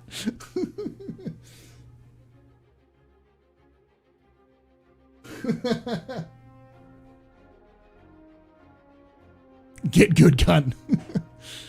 Now that I think about that scene from Mass Effect about Sir Isaac Newton be the deadliest son of a bitch in space. Yeah. All right, so we're almost done. No, we're not done. We've got a lot more to go. I'm not going to go through all of it, though. Let's go down here to see this kind of stuff. Thruster effects at distance. This allowed for some. We've seen that in. If you haven't seen that in ISCs, I talked a little bit about that. How they're trying to scale in the ship thrusters to make it a little bit easier. The scanning system focused on. We just.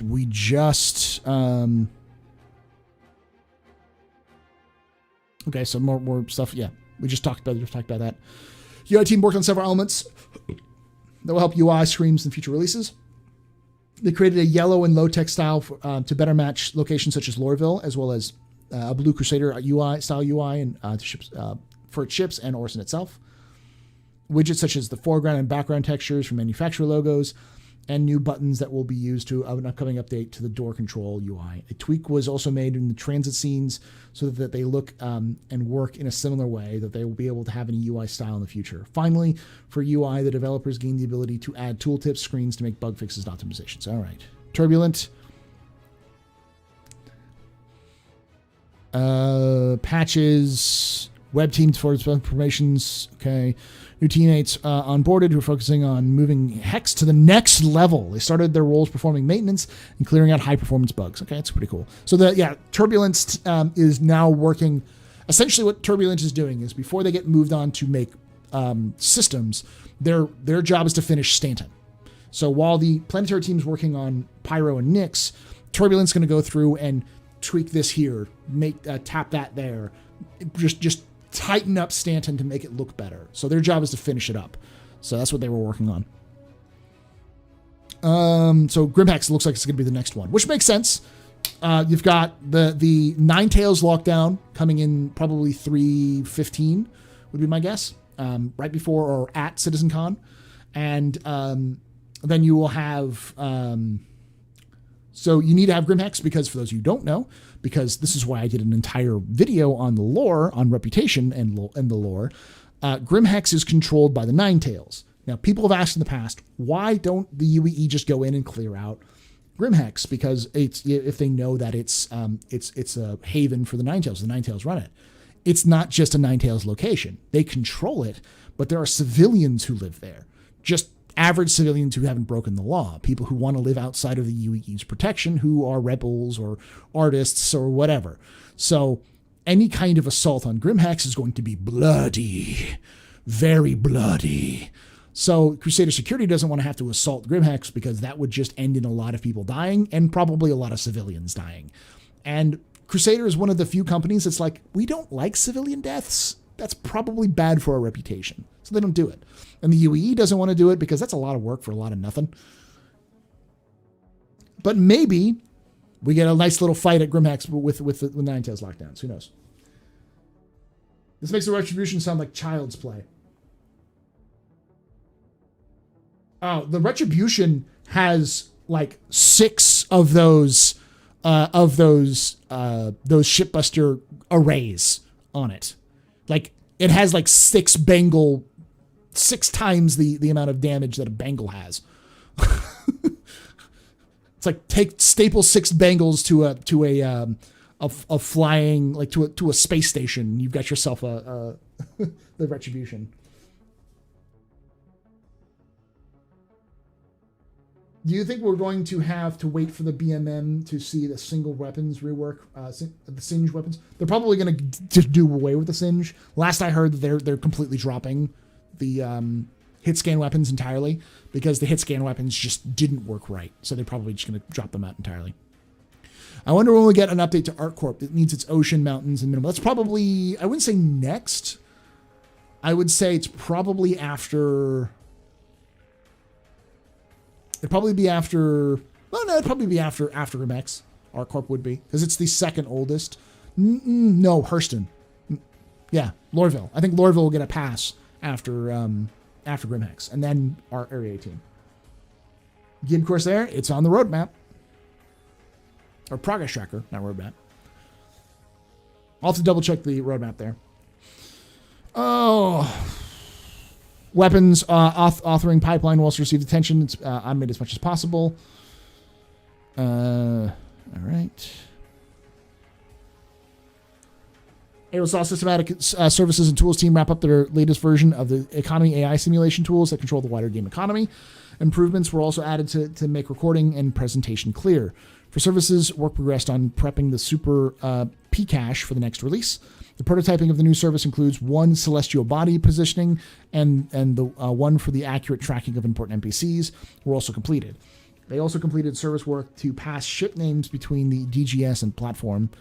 And though there's still edge cases that time permits. Finally, SST work progressed on support for server meshing with emphasis on object container hierarchy and table speaking. This is the big thing that if you're worried about iCache, Pcache, which is just dynamic server stuff, which is all important for 3.14. QA,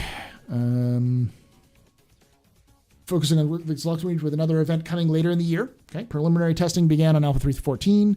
Texas-based QA team restructured to enable them to focus on more specific aspects of the game, like ships, careers, locations, missions, events, and allows for testing on each team to have more knowledge in a given area and better test specific content. Okay.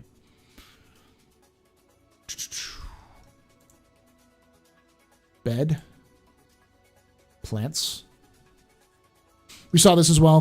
This was all in the ISC about how props got some stuff. Player relations. Shout out to my boy Stat and my boy Wikipedia, who are I think they're the player relations team now. God, I know too many people at CIG now. I know a lot of people at CIG, but the reason why I know a lot of people at CIG is because they were friends or fans of mine before they worked at CIG, and now they work at CIG. I mean, I was playing like Sea of Thieves with Wikipedia, and one of my first songs that I was using for my channel was a Wikipedia song. God damn. The 9KO's lockdown will be Port O, and the Bengal will be the end of the station. What do you think? Maybe. I mean, that's kind of what they did with the Invictus. They used it as a test drive for the Javelin. When are we getting gameplay? Never, Ruby. We're never getting gameplay. Yeah, we're gonna get salvage this year. I think it's going to be very basic salvage, but yeah.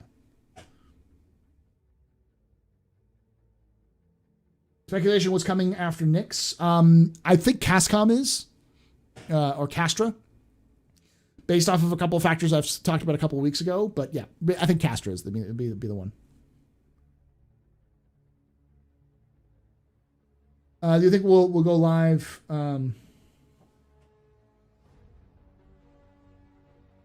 Yeah, the new suits are pretty cool. Do you think we will go live without having Outer Edge star systems finished and hope that we don't go exploring? What do you mean, Joseph?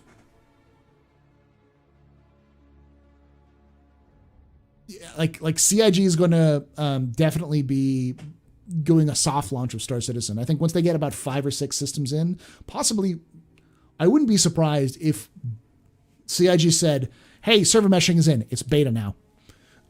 Which I think that kind of makes sense. But we'll see, because I think at a certain point they'll do a soft launch where they say we'll stop wiping, and then once they get all the systems in game, they'll say, "Hey, it's a release." But that might take 2-3 years from now.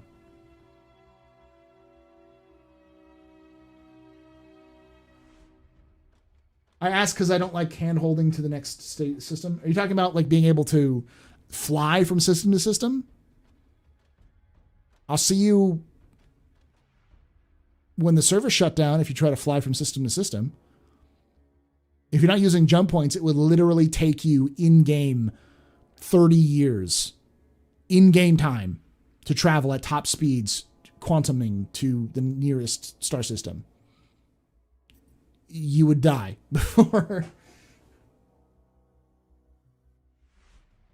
I mean, they're going to wipe. We'll see when they wipe, though, because I think the biggest thing is the economic systems. If they manage to get the background economic systems working up to a decent entry level before the server meshing goes live, which we don't know if it'll happen or not, might, then I think you'll see wipes and stuff like that. But yeah.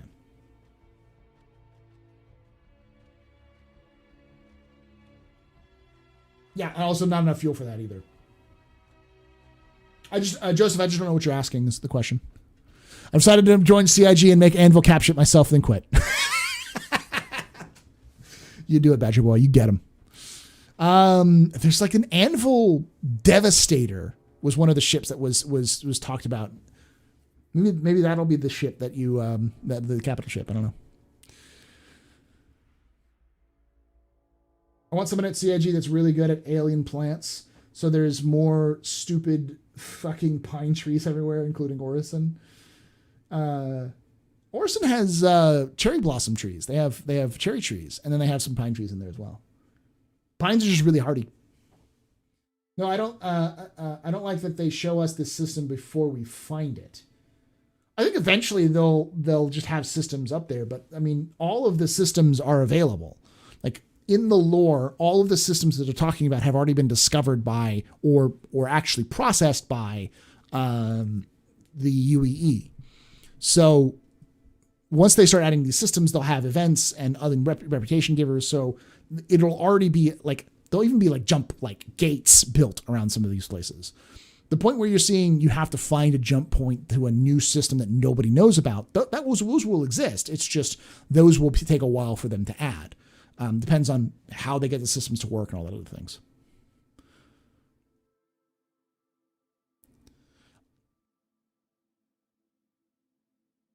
I was comparing CS with GTA 5 Online, where the GTA mission has grown imbalanced meta money, but with CS, there will be multiple ways for them. They can earn money, and it will officially launch. Yeah, I guess so. Yeah. NPC poop jokes and wiping. We are on a roll. God, I didn't even catch that. And you're on a roll, like a toilet roll. Bo. Doing good there, Yuri. How you doing? I think we're starting to see the very first implementation of an economy that's with a new commodity announcements and the journal in 313.1 PTU. Very rudimentary at the moment. Yeah. All right, narrative. Lore makers, community questions, Galactipedia entries, mining rocks, newsletter from Shubin. Ooh.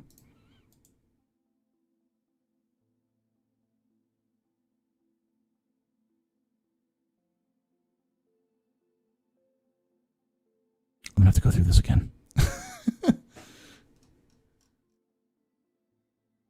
It's always good to go mining rocks, because if you do this, you'll find a little bit more about the... these are the kind of entries. For those who want to know, these sorts of entries, like this, are always reflections of gameplay that's being planned and talked about or about to be released.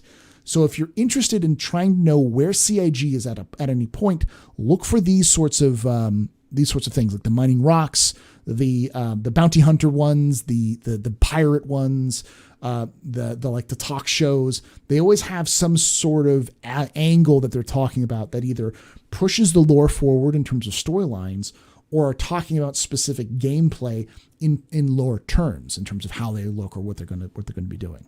So.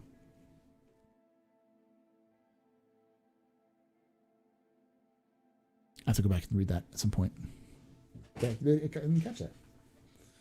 Did you hear poop? Yeah, we talked about how the AI has poop animations now. Or not poop animations. They were working on the animations for the shower and toilet for AI. So we went off on a big whole thing.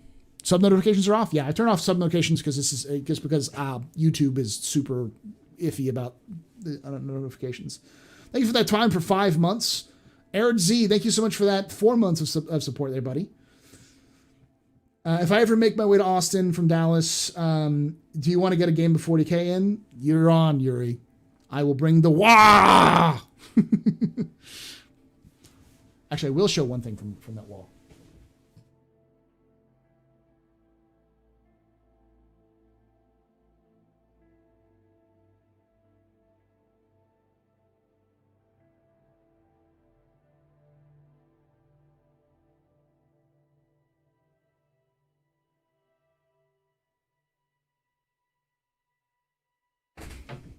And we'll get back to it. Oh, you'll kill me with Death Guard. Oh, I keep forgetting that it's green. Hold on. I'm going to do something. I'm going to break the fourth wall. Don't hate me, chat.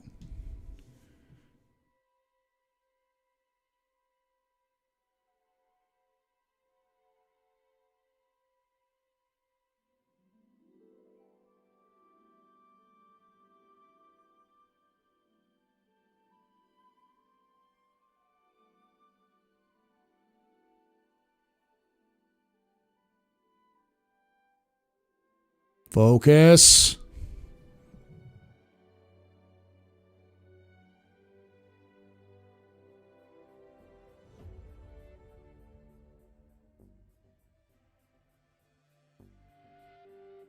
I'm really proud of this guy.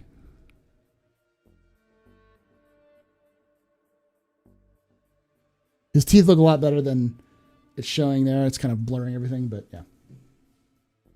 I'm not living on the moon, no.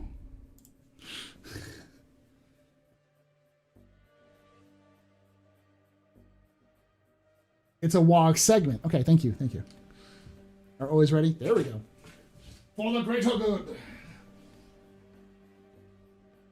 Again, if you're new here, I usually just kind of do a little bit of update on what I'm painting when I do that. Eventually, I'll paint my freelancer from JRDF. I have the paints now. I have the first part of the paint that I'm using. I'm going to paint it purple. Purple and yellow. Purple and gold, probably. Very majestic. All right. Let's get back to this. Don't hate my love for purple. Nah, silver's too easy.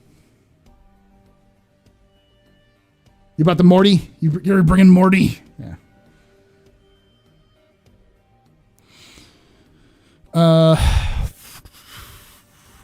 Narrative, reputation system that make the player's experience working with various organizations and contract more robust and nuanced. They also coordinated with design on the scripts for an upcoming dynamic event and worked on the usual new slate of items featuring names and descriptions. Okay. Live contents April revisit the cave system, improving the AI patrol paths, adding harvestable minables, some existing caterpillar derelicts and added additional variations to give more claustrophobic feel, tractor beams and trolleys. Once complete, the team will largely turn player design for features with focus on comma ray missions to help improve and expand PvP gameplay.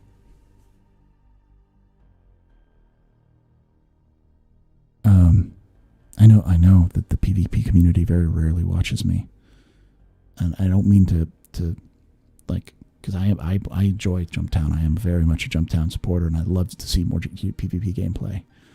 But if you are watching and you're here, read the monthly reports. They're listening now. They're watching you. You, PvP player. Right now, you're playing the game. You're fighting somebody. You're listening to me in your ear. They're watching you right now. Every move you make.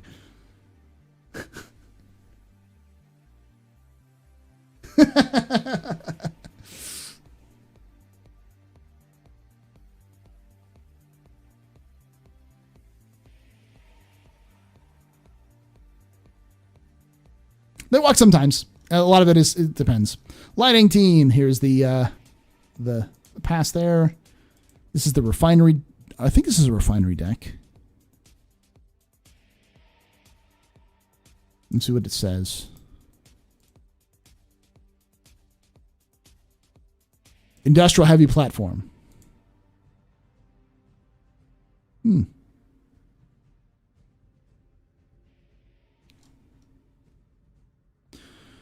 Oh, it must be Orison. Okay, so the lighting for individual platforms. Yeah, it's definitely Orison. Graphics and VFX programming. Let's see if we're almost here.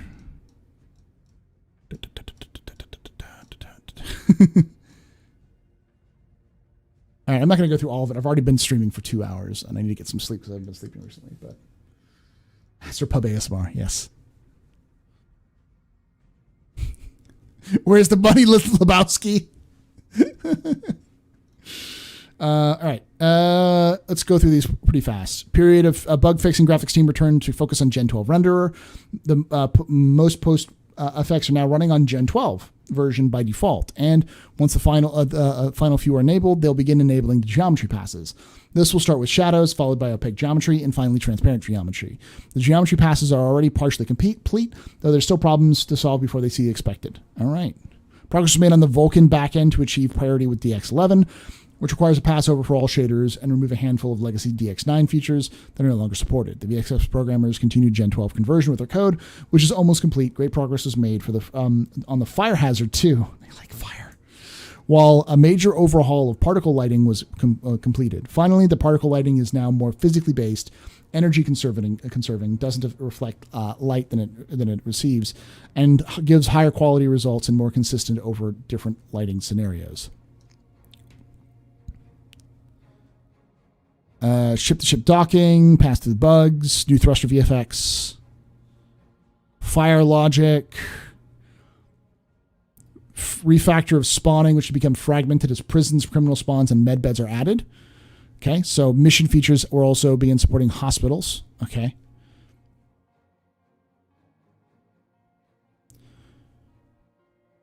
Working on an underground facility as proof of concept alongside what's being used on the Javelin. They also added a civilian AI to caves, improved their behavior when not in combat, minor improvements. So they're adding civilian behavior in there. Update to friendly fire logic. The splash damage it was made now as long as the players do more damage than enemies.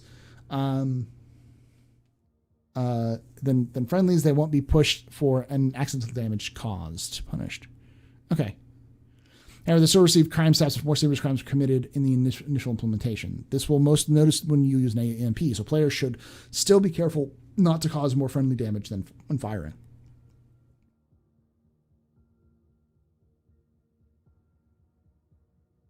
Work will also continue on the player asset manager, with engineers creating an initial building block system and provider that manages a majority of the application logic. The provider and building blocks will be connected to UI bindings, which will let the team pull in essential data they wish to show. Meanwhile, UI design created concepts and layout for the app, which will be reviewed and edited. Okay. Planning continued on the upcoming cargo refactor mentioned last month, with engineering writing the TDD, which is now in the review process from the TDD. The team will look at break down the work of tasks before starting the next build of the new system. Internal testing of the new dynamic event, of the next dynamic event, is currently underway, with minor changes being made and daily following feedback from QA.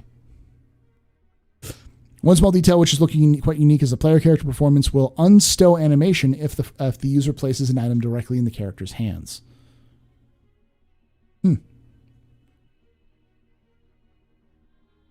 Significant work went into the ability to drag and drop items between player character and different inventories. Further information was added to tell the player that what can go where, along with feedback for when specific interactions are blocked. One challenge is dealing with attachments. For example, moving a pistol between leg armor and an undersuit. They also looked at the handling. Okay, that's interesting.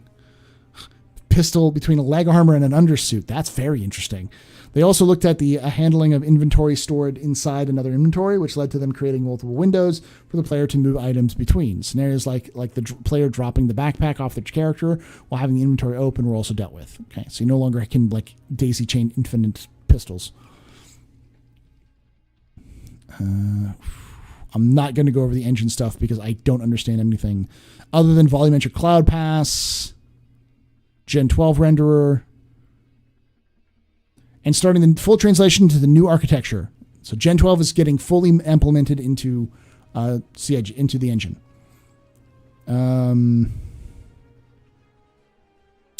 Floating point exceptions in Linux.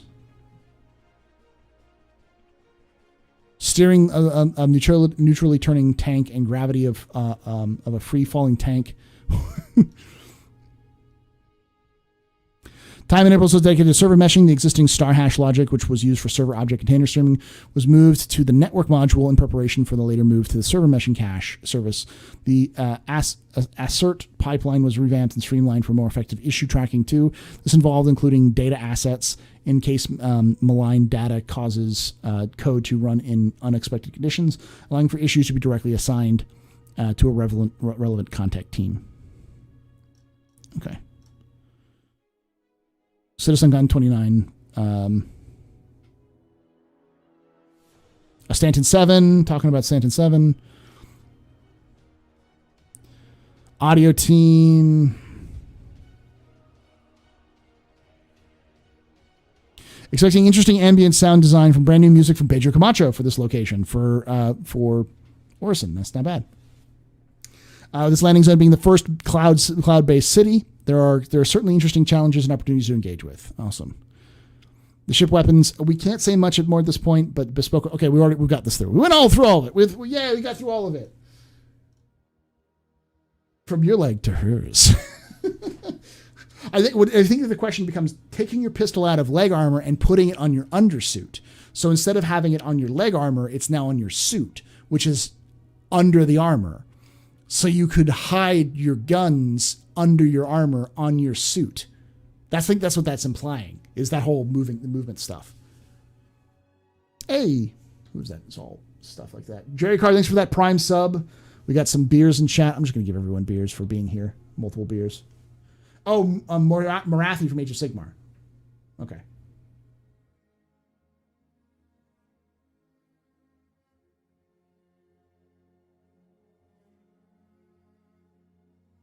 No, see, listen. Blowing up innocent players every 3 minutes will be a thing in the PU. You'll just be a terrorist, and you'll be treated accordingly, according to the rules of the universe. I don't mean to be mean to PvP players about that. It's just I think a lot of PvP players think this is going to be Call of Duty. This is Rust, when in reality it's more like Eve meets Rust rather than just nullsec Eve or Rust. That's the problem. It's like if you don't like the fluffy lore, if you're not a fluff master like me, baby, I'm a fluff master. Pansexual joke.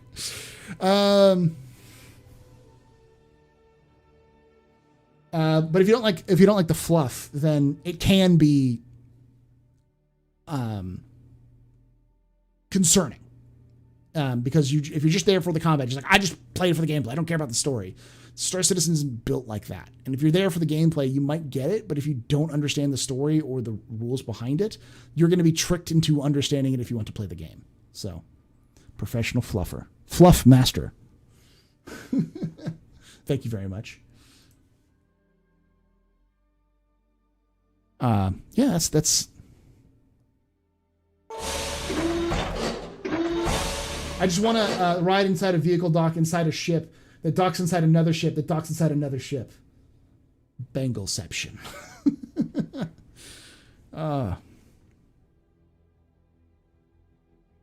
Gosh, we have like 80, 90 people watching on both platforms. Well, I think that's going to be us for today. I didn't even get to the lore. Let's take a look at the very least. Let's take a look at the Galactic, because I haven't done this in a while. So if this is a little longer, that's fine. There was a Galactipedia update last week, which I didn't get to. All right. Ooh, Thorshu Grey. The machine that brings fear. The Santukai. The machine that makes clothes. the Jian Taylor. Nomad, okay.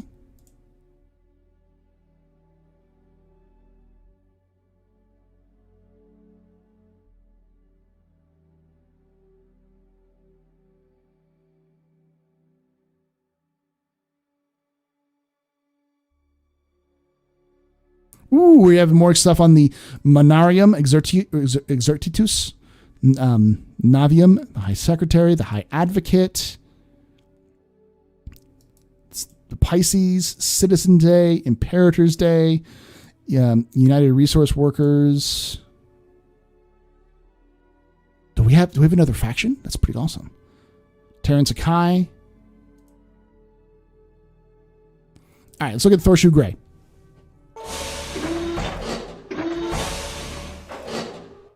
Omnivorous, six-eyed crustacean, indigenous to the cold southern oceans of Terra in the United Empire of Earth.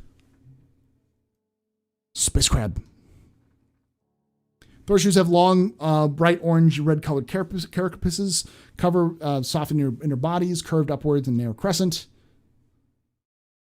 They are largely solitary. Thorshu demonstrates complex social behavior in the wild. Upon meeting another for the first time, they engage in ritualized fighting, fighty crab battle, and ignore one another upon subsequent meetings. Hey, you. I don't know you. I don't know you either. Let's fight. Boom, boom, boom, boom. All right, cool, whatever. I don't fucking care about you anymore. Crab battle. Their lifespan, they can breed up to mainly 30 times. Eggs are laid in burrows dug underneath seabed rocks. They're highly intelligent and able to recognize individual Thorshu by scent and color, even if they have not encountered each other for several years. Captive Thorshus have been known to escape their containers if not provided with stimulating enough environments. They molt into their adult form at roughly 4 months, molting again multiple times and reaching their final size their third year. How old do they get, though? I think it said that. Oh, average they grow between 10 and 22. They're around 20 years. Okay. Thorshu are commercially bred and raised for their meat. Thousands and tons of whole flash frozen Thorshus are shipped across the UEE every year and sold at high-end restaurants. The leg meat is especially prized for its complex flavor and is often served hot and dipped in drawn butter and ouzo sauce. On Terra, there is a Thorshu. A Thorshu is a conventional catch for local fishers. Breaded and fried Thorshu claws are relatively common street food, especially in Quasi. Nice. Thanks to its size, color, and tendency and to stay in the open. The Thorshoe is a favorite denizen of cold saltwater aquariums. It became a fashionable pet in the 27th century after being used as a model for a sidekick character, Waka Gray, in the children's show Clossum. Clossum. I need that, CIG. However, its tendency to break out of its insecure enclosures and attack brightly colored objects such as decorative glassware. Wrecking ball crab. I'm going to be quiet because I'm pissing off my wife. Hey, you know what? A Thorshoe will fight a pyro crab. CIG, I need this. I need fights. That fight game where like you can fit like 1,000 ducks, duck-sized elephants versus one elephant-sized duck. That whole like fight sim. I need this, CIG. I need you to simulate Thorshoe Greys, 1,000 Thorshoe Greys fighting one pyro crab. No, I don't, because they're just gonna fight each other. They all have met before. Okay, this is a Thorshoe Grey army. Just do that for me.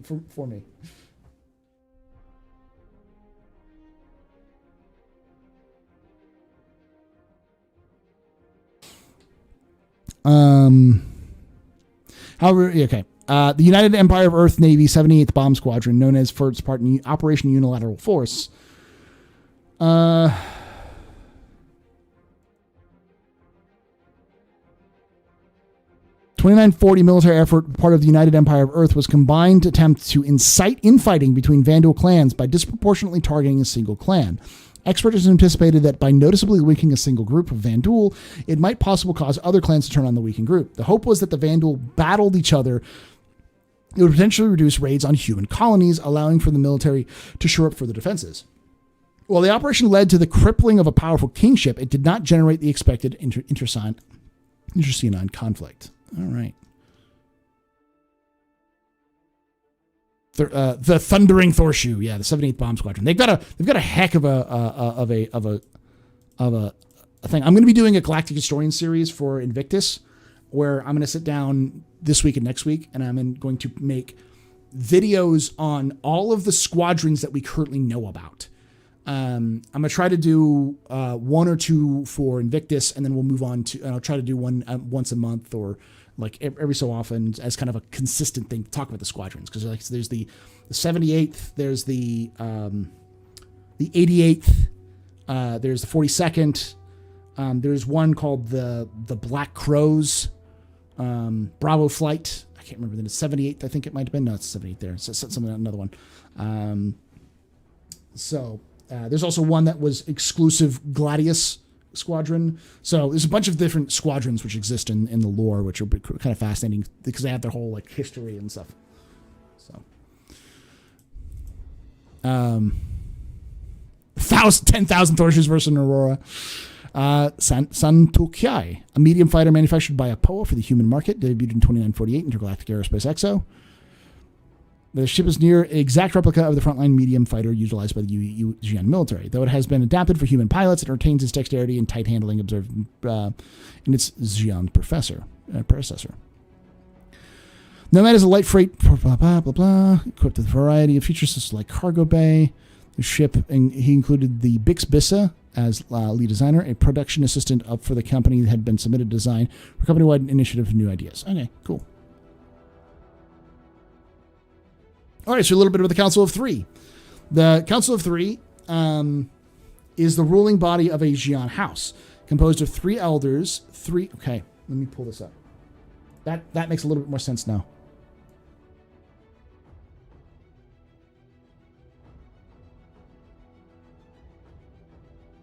Pull it up.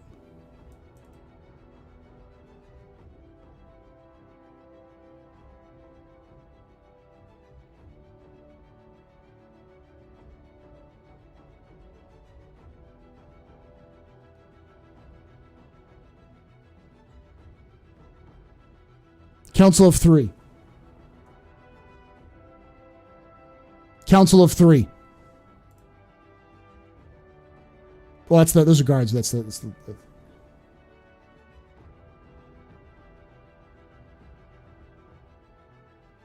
Xi'an Council of Three. This is incredibly nuts because this is a human and a child meeting a Xi'an High Council. the fuck is this of? Because he's obviously in like armor too. Oh man, maybe it's another Xian. It looks like a human though. These are all like concept bits that I've been found poking around from various locations. But yeah, this is the basic one. That's the Council of Three. The 3 is seen as the ideal Xian, ideal number to balance important decisions, ensuring that multiple points of view are heard and wisdom prevails. All aspects of the government of a house are overseen by its council, such as the expenditure of physical assets and distribution of food and clothing, and the arrangements of breeding partners to continue the family line, among others. The Imperial House's Council of Three differs in that it is required by law to be made up of those who are not blood related to the Emperor. Instead, it consists of an advanced practitioner of Litova, which is the religion from Kaipua 3, and one representative from each of the civil and military branches. So you've got the religious, civil, and military branches of the imperial bureaucracy. Members of the council do not retain ties to their houses of birth, either having chosen to remain with the bureaucracy after completion of the required 30 years of service, or having dedicated their lives to the study of Litova. As the second highest ruling body in the Xian Empire, this Council of Three advises the Emperor, directs the governance of service, and interprets and applies Litova, and controls the government, the movement of the military. So I'm going to go over this again for those who don't know. The Xian are built where you have the Emperor at the top, and then you have the Council of Three, which is the house that rules the Emperor's household. The Emperor household that is currently in place is... why am I blanking on the name? It's not a Poa. Cray. The household Cray. And then every Xian has to give up their family name. So every Xian is born into a family. One of the noble houses of Xian, every Xian is a member of the noble house in some way, shape, or form. So if there's like, say, 7 noble houses, then every Xian has one of 7 family names. But once you reach the age of maturity, every Xian from all of the houses have to give up their names and join the imperial bureaucracy. So they lose their household names and becomes subservient to the bureaucracy, which is directly controlled by the emperor. And you have to serve a mandatory term of service for 30 years. So it's a way of, you're born and raised in a society that dictates you as your importance. And then it's you're stripped of it and basically beaten to the lowest dredges. You basically become the lowest part of Xian society, but every Xian has to do it in service of the emperor. You're directly responding to the emperor, which allows for the emperor to have most of the power over the other houses, because if the other houses go, we're going to fight a war with you, emperor, we're going to take over. The emperor's like, oh, you wouldn't going to take on my entire army, which includes your own family members? Cool. Enjoy dying. So it's not really happened before because no Xian is stupid enough, but it has been attempted before, way early in Xian's history. Catholic news? Nothing new, not right now.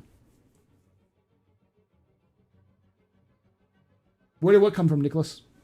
Oh, these? This comes from I think one of the CitizenCon panels. I was able to find it. Where they were talking about the Xian, where they have some of the concept art. So that's pretty cool. Council 3. I'm going to do a thing on Anthony Tanaka. It's December 3rd. I'm going to do a thing for Anthony Tanaka Remembrance Day this year, kind of talking about Anthony Tanaka and his role. But it's pretty important. Well, I've talked about it many times before. I'm not going to go over it again.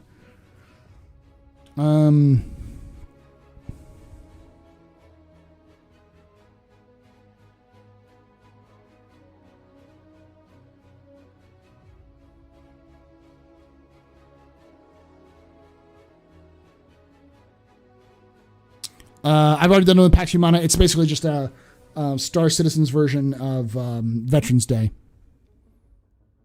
I think Remembrance Day. First Contact Day is June 12th. I'm going to be doing a video on First Contact Day. Yeah, I'll definitely do one because that's next month. Definitely doing a First Contact Day. that's actually, we're going to be doing a contact on First Contact Day. I can't believe it. For our next lore, I'm going to release the lore podcast next week. The latest lore podcast for next week. I'm going to do this next week, and we talked about a little bit more. Then the next one is going to talk about the various first contacts that humanity made. So that's cool. The Artemis. This is the first ship that humanity built that was specifically designed to go to another star before the discovery of jump points. So you use just quantum drives. 5,000 people on board were all volunteers, remain in stasis, while the prototype artificial intelligence named Janus piloted a ship and managed life support. In 2237, 14 years before the ship was scheduled to fall out of contact with Earth, its daily status reports abruptly ceased. It has not been seen since. When the news of the ship's disappearance was released, many speculated that Janus was responsible for the loss of the vessel. Evidence corresponding to this claim has never been found. She did. She totally did it. Dr. Carol Zier began to work on the program that would become Janus in 2201. Zier spent the rest of her career growing the team of researchers to bring Janus to life. Though she ultimately succeeded in creating the most complex artificial intelligence yet developed, she passed away 2 years before its completion. The Janus AI was lost alongside the ship the Artemis, fell out of contact with Earth, and disappeared. Rumors that Janus purposely caused the disappearance of the Artemis circulated in human news after the ship vanished. There's no evidence to support this claim. Many cite this negative speculation as one of the reasons humans have done little research on artificial intelligence since the early 23rd century. Also, since AI screwed up Mars and screwed up every single time it's happened, but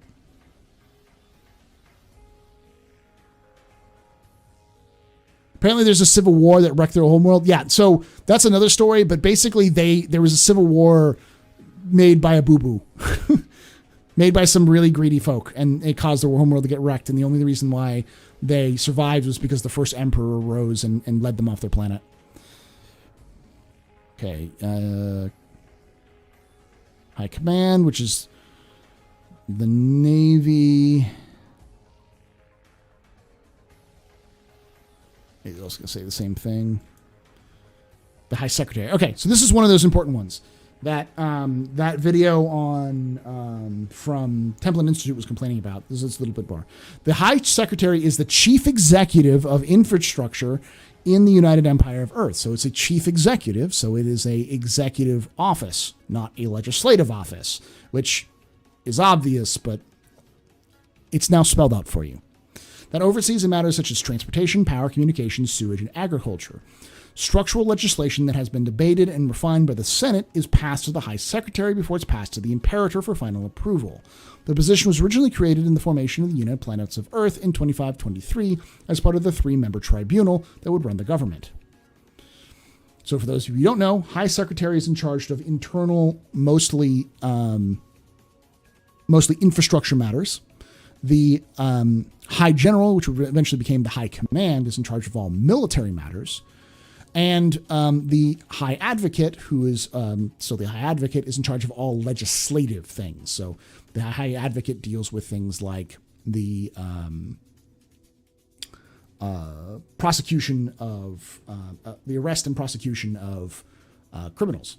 So you have judges, but you also have it's basically the judicial branch if you mixed it in with the executive branch in terms of its enforcement.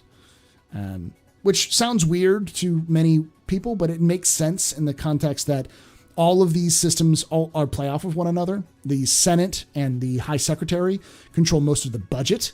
So if the other systems want money, they have to go through them. So the Senate has oversight over all of them. However, the Senate doesn't have power to unilaterally do what it wants to. It can't just declare war because they're all a bunch of crazy people. They need the approval and the coordination with the High Secretary or the High Command in order to do so. So the military has some autonomy to not have to be bound by bureaucratic red tape outside of its money thing. And same thing with the police. The police and the justice system can be a little bit more flexible. But again, justice systems also under the auspices of law, which the Senate can pass law. The judges can, as far as I can tell, interpret law, but we'll see that here with High Advocate. Leader of the judiciary and law enforcement branch of the UEE, laws that have been passed to the Senate have been approved by the Imperator, are interpreted and enforced by the High Advocate, then funneled to the local governments for adoption. Originally created as an elected office in 2535, the position was dissolved by Ivor Messer in 2546. It was reestablished in 2793 after the events of the anti-Messer Revolution deposed the Linton Messer IV, the 11th, ending the 200 years of despotic rule. The High Advocate is nominated by the newly elected Imperator, but must be approved by the Directors' Council, a committee composed of the heads of the various law enforcement and judicial departments that fall under the High Advocate's control.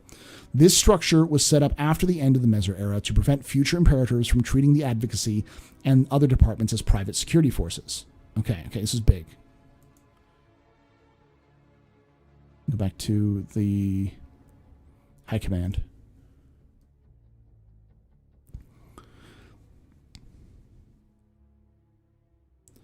Aside from overseeing, they don't talk about the high general, but okay. So the high general was elected. That's another thing that a lot of people don't get, is that the high general, the high secretary, and the high advocate were all elected positions. So you had to be a citizen to vote, but you would vote for them. And then they would be in the heads of their various departments, and they'd have to work together to get things done. So imagine fighting Artemis while exploring. Yeah. Plot twist: the Artemis crew colonize the planet, the opposite side of Xi'an space, and will be super advanced force eventually contact. They're the Kithok. Apparently there was a civil war. Oh yeah, we were talking about that. So yeah, so this is a lot more detailed information right here, but you got it right there. There you go. For those who are wondering. The C-8 Pisces is a scouting spacecraft manufactured by the Anvil. Okay, utilized as a... Okay, that's just what it is. So, Citizen Day is a holiday observed by the UEE on October 10th. It was established to recognize the achievements of humans who attained citizenship through civic responsibility, military service, altruistic work, or other positive and impactful contributions to their communities. This is also the day which new citizens are formally recognized. The recognition ceremony takes place at the Citizen Day Conference, also known as Citizen Con, and an event held in New City of the UEE, in New City in the UEE every year. It was seen primarily as a bank holiday until 2734, when Galen Messer used xenophobic propaganda to turn it into a tool boost military recruitment, held lavish celebrations in honor of citizen sacrifices and the betterment of the UEE. In the second half of the 28th century, anti-Messer advocates and terrorists started using the holiday to recruit others to their cause. After the Messers fell, new Imperator Aaron Toy held the first Citizen Day conference in New York City on October 10th, 2793. So citizenship works where if you do something good for the Empire, the easiest thing to do is just serve in the military. Then once you've finished your service, or once you've been recognized for your service, on Citizen Day, everyone gathers at a location where everyone takes a swearing-in ceremony to become a citizen of the UEE. Once you become a citizen of the UEE, you have all rights and privileges of citizenship in the UEE. If you die in the military while you're serving in the military, you posthumously are given UEE citizenship. But we speculate that the reason why UEE citizenship exists has more to do with historical factors and logistics, as a means to allow for voting to be a little bit more consistent, a little bit easier to deal with. Instead of having trillions of humans voting, only having billions of humans voting, a lot easier to maintain. Also to possibly to like little things to try to encourage people to join the military, or to do things for the larger governments rather than just stick to their own national governments early in humanity's history, because the citizenship existed before the UEE. It actually existed in the UNE too. So.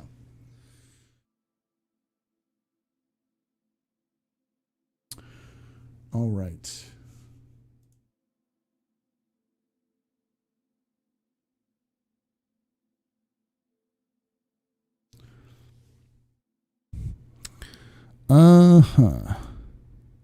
Imperator's Day is a holiday in government celebrating the unification of all humans under one government.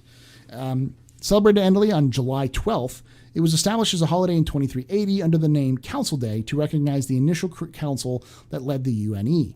When the United Nations United Planetsverse was founded in 2523, it became Tribunal Day, and in 2546, after Ivor Messer established the UEE, it took on its current name.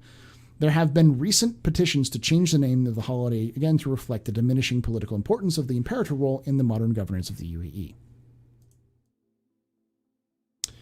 Okay, United Resource Workers. The United Resource Workers is an interplanetary guild of resource collectors, such as asteroid miners and gas scoopers.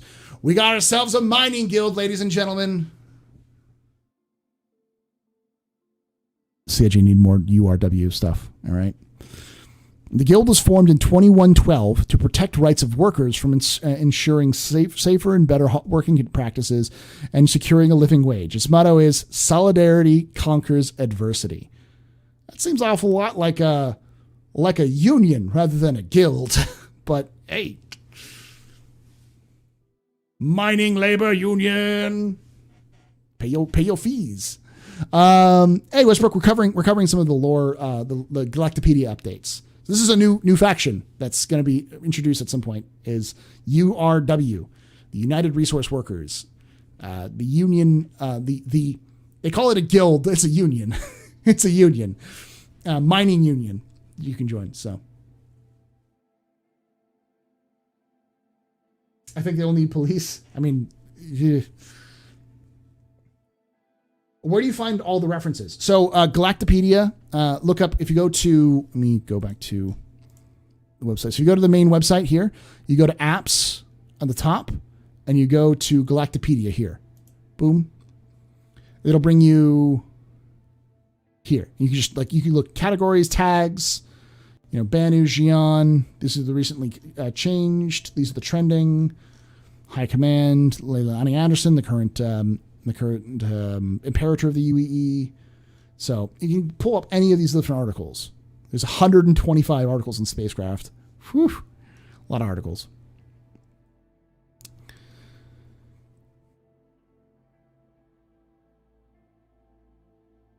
Toe Hill, okay.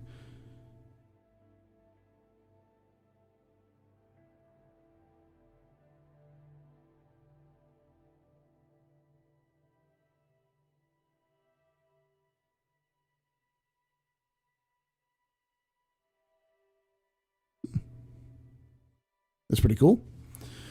Terence Akari, 2737-2833, was Senator of Terra 3, who was instrumental in crafting the Akari-Cray Treaty, the first pact of non-aggression between the humans and the Xi'an. He was first elected to the Senate in 2772 after a decade of work with the Prime City Council. A lifelong advocate for peace between humans and aliens, Akari ran on the platform that promised ease the tensions between the Xi'an and humans on Terra. In 2789, anti-Mezer advocates smuggled him into the Toe Hill system, where he met Emperor Cray to hammer out the details of Akari-Cray Treaty. Akari was forced to go into hiding until the events of the anti-Mezer Revolution toppled the Imperator. When the new Imperator Aaron Toy offered him a position of ambassador to the Xi'an Empire, Akari chose instead to rejoin the Senate and work to rebuild the UAE. He helped craft the Fair Chance Act, Military Reorganization Act of 2793, and the Historical Truth Act. So this is the cool one. This is the reason why Anvil Aerospace was able to make to work, and the reason why we have the high command, and was designed to basically to root out all Mezer supporters in the military. So a lot of the reasons why, for instance, the Vanduul were able just to kind of sucker punch the UEE over and over again in the 29th and early 30th century was because this was made at the end of the 28th century, and it took a century for it to really fully kick in. So, oh yeah, the Squadron 42 letter. All right, let's take a look at the Squadron 42 letter before I go. I am a little later than normal.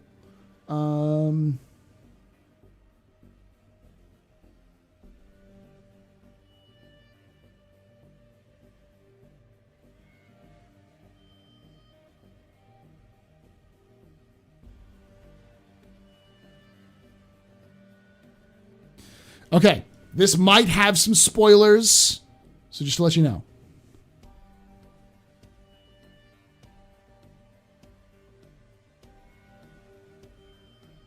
So, for those of you who don't know, most of this is the same as the monthly reports. They're usually about the same. Sometimes there's a few changes here and there, but nothing crazy. Yeah, all this stuff so far is the same stuff we talked about in the monthly report.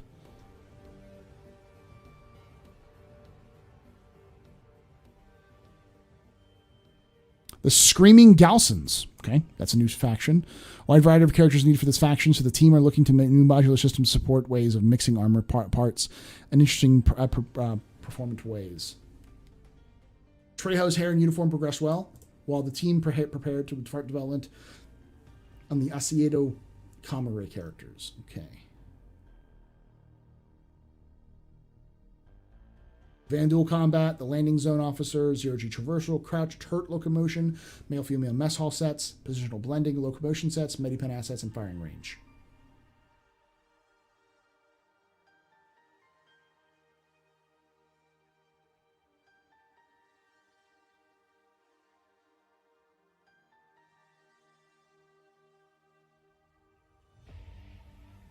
Chapter 4A, creating music content to help drive the narrative. This includes identifying key areas for new semantic cues and defining the tune music for larger sport gameplay. Yeah, the engine is all going to be the same stuff. Support for internal quarterly milestone. They also implemented the new ability to have RTT video comms between two NPC characters, which was required for several cinematic sequences, as previously only the player was able to receive them. They also completed the initial implementation of player formation flying, using hologram to show the desired position of automated flying to assist if requested. April saw the team implement the female player story, facial, and audio recorded so far, with nearly 140 lines set up, synchronized, incorporated, and exported. This is just in April, and tested. They then supported design with their Chapter 5. It's been great to see all the animations and have already prepared for Chapter 5 suddenly being used and working nicely in game. Extra variation for polishing animations were then created to further improve the player experience. They were also able to use new eating and drinking animations to improve gameplay story. Okay. Chapter 14, including polishing scene on the bridge and creating prototypes for additional post-combat vignettes. This is all stuff we already talked about. Space Dogfight team worked on the flight AI to recent internal milestone, including further work on the trait system mentioned in previous reports. Alongside traits, they progressed many base mechanics such as the formation system and QT linking. Level design continued to populate the various gravity-based levels and solidified areas of gameplay support for art teams, while social team design worked through so many of the narrative-driven scenes in the campaign. Dialogue used several gameplay hints, environmental storytelling as in... Okay. Another production narrative. Some team worked on the design character teams to help organize sanity check, all the master check lists. Okay. Cinematics.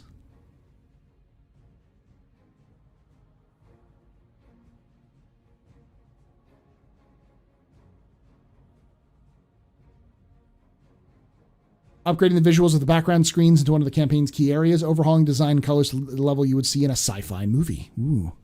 On the code side, the team supported various areas such as the UI visuals for scanning gameplay and expanding visual tools used to make interactive scenes. They also added the ability for developers to add tooltips to give players more info when they want those. Okay. Further improvements were made on the Bengal's thruster effects, including absolutely huge main rear thruster that dwarfs smaller ships like the Gladius. There we go. That's one of the reasons why we're getting the Bengals, because they were working on it for Squadron 42.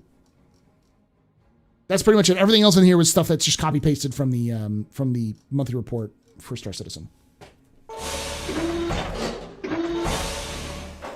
Hi, Xylo.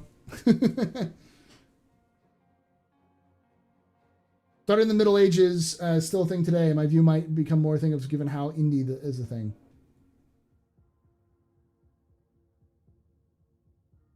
Yeah, I guess it's Guild is more for that, but I don't think that the what were they called?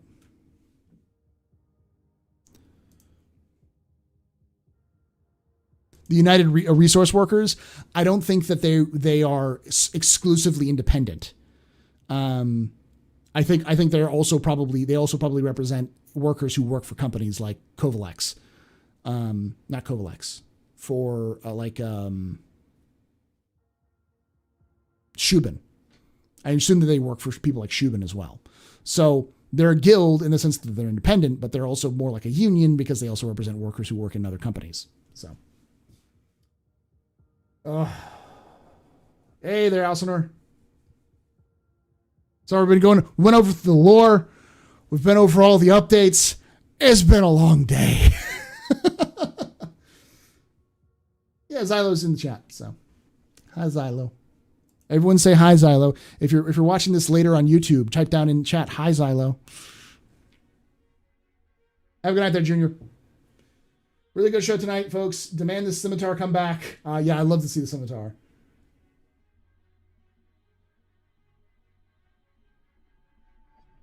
Some of those comics. Yeah, some of those comics. Yeah, I'm sure the mining missions will be worth it. I think the important thing to remember about mining and trading is that it's not fully implemented yet. Mining missions will eventually be, hey, we need this ore at this location. Good luck. Go find it. And for trading, it'll be, hey, we've got this 70 pounds of space frogs that we need to be shipped from Hurston to Terra. It needs to be there in this amount of time. Good luck. Go pick it up here at the station, load it up, and go on your way. So, like box missions, but larger. Hi, Xylo. Usually Xylo would pop in and say, hi, Xylo. Are there any salvage guilds or orgs otherwise? Yes, there are. Rust Society. The Rust Society is a transportation and salvage organization. High five, Xylo. I did an entire look at the Rust Society, a video for it, if you missed it, for Galactic Historian, which goes into the details of what they are, how they were formed, and what they deal with. So I'm looking forward to things like the URW and the Rust Society coming into the game as factions, because those would be pretty cool. Hey, Gatsby, you're coming in at the right time. We're wrong time. We're actually going to call it a night because I've been streaming for a lot longer than I should be. Thank you guys for watching. Thank you all for watching. If you did, we've donated over $40 was donated. Actually, I feel bad because I don't even know if I didn't have the other thing up. Someone may have actually donated other things as well.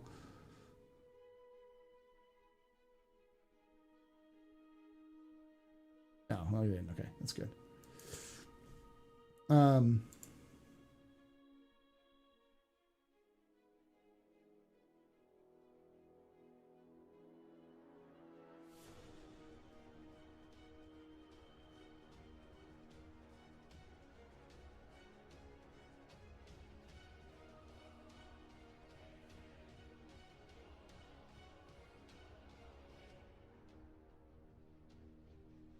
Before I go though, we're gonna draw the winner for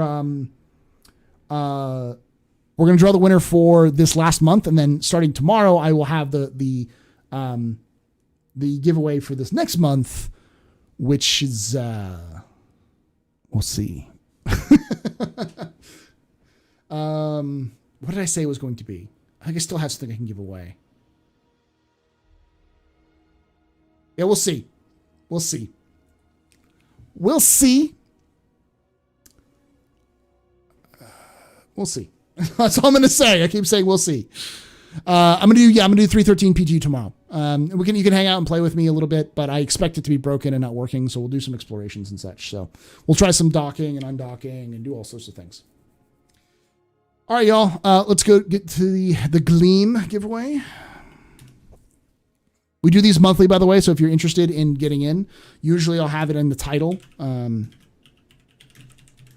like exclamation point April or May or whatever it is. And it'll tell you what we're giving away and you know, how to enter and all that sort of thing.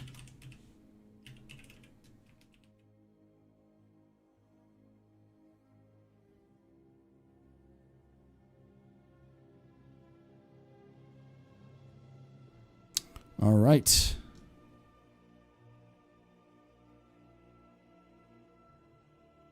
Good luck, and the winner is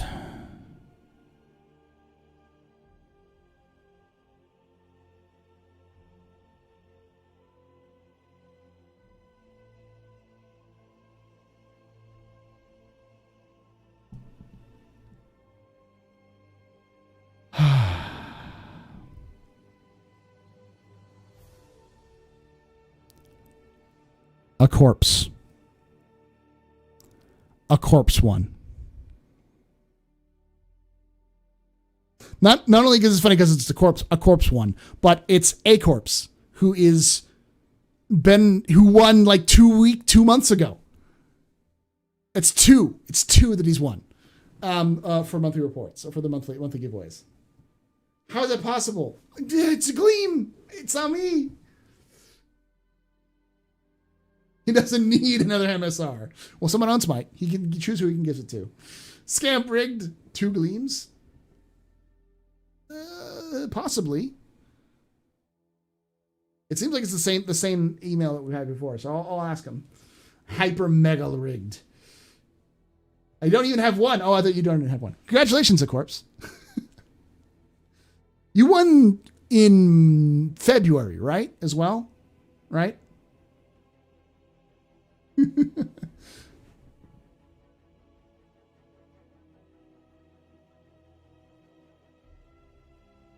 Everyone's giving you shit. So this is not just an LTI. Oh, you've never won one of my Gleams? Who was it who won earlier? I thought it was you. You won Aimless. Okay, it's the A sort of throwing me off. So, Corpse, congratulations. You've won an LTI game package with a MSR that you can name. Courtesy of CIG. This was something that they gave me months ago, and I tried to give it away and nobody claimed it. So I was like, okay. So I'll send this. I have an email on here, which you've submitted. I'll just say the last is .nz. Is that the email you want me to send it to? Because I can send that to you. It's 0 met value. Yeah.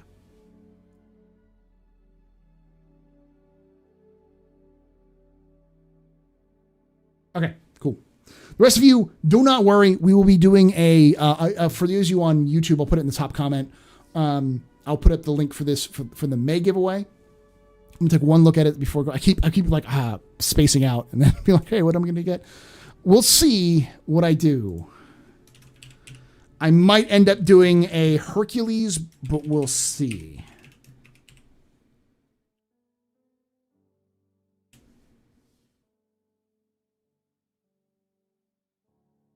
See what I have in my hanger in terms of buybacks.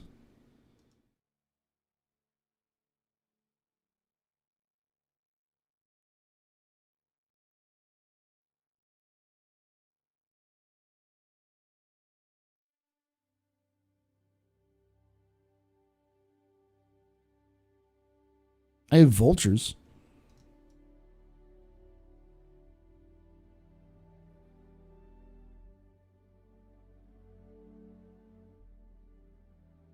I have a great Corsair. That might be a good one to give away.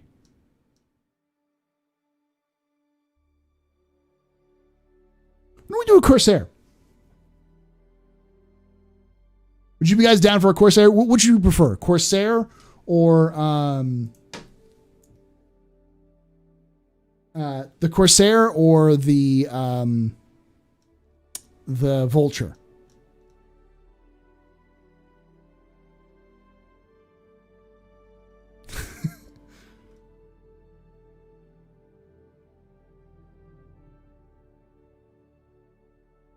Yeah, it's either the Corsair or the Vulture. Corsair, because it's more expensive. Let me see the buyback. I'll see if I can buy back right now. Buy it back right now.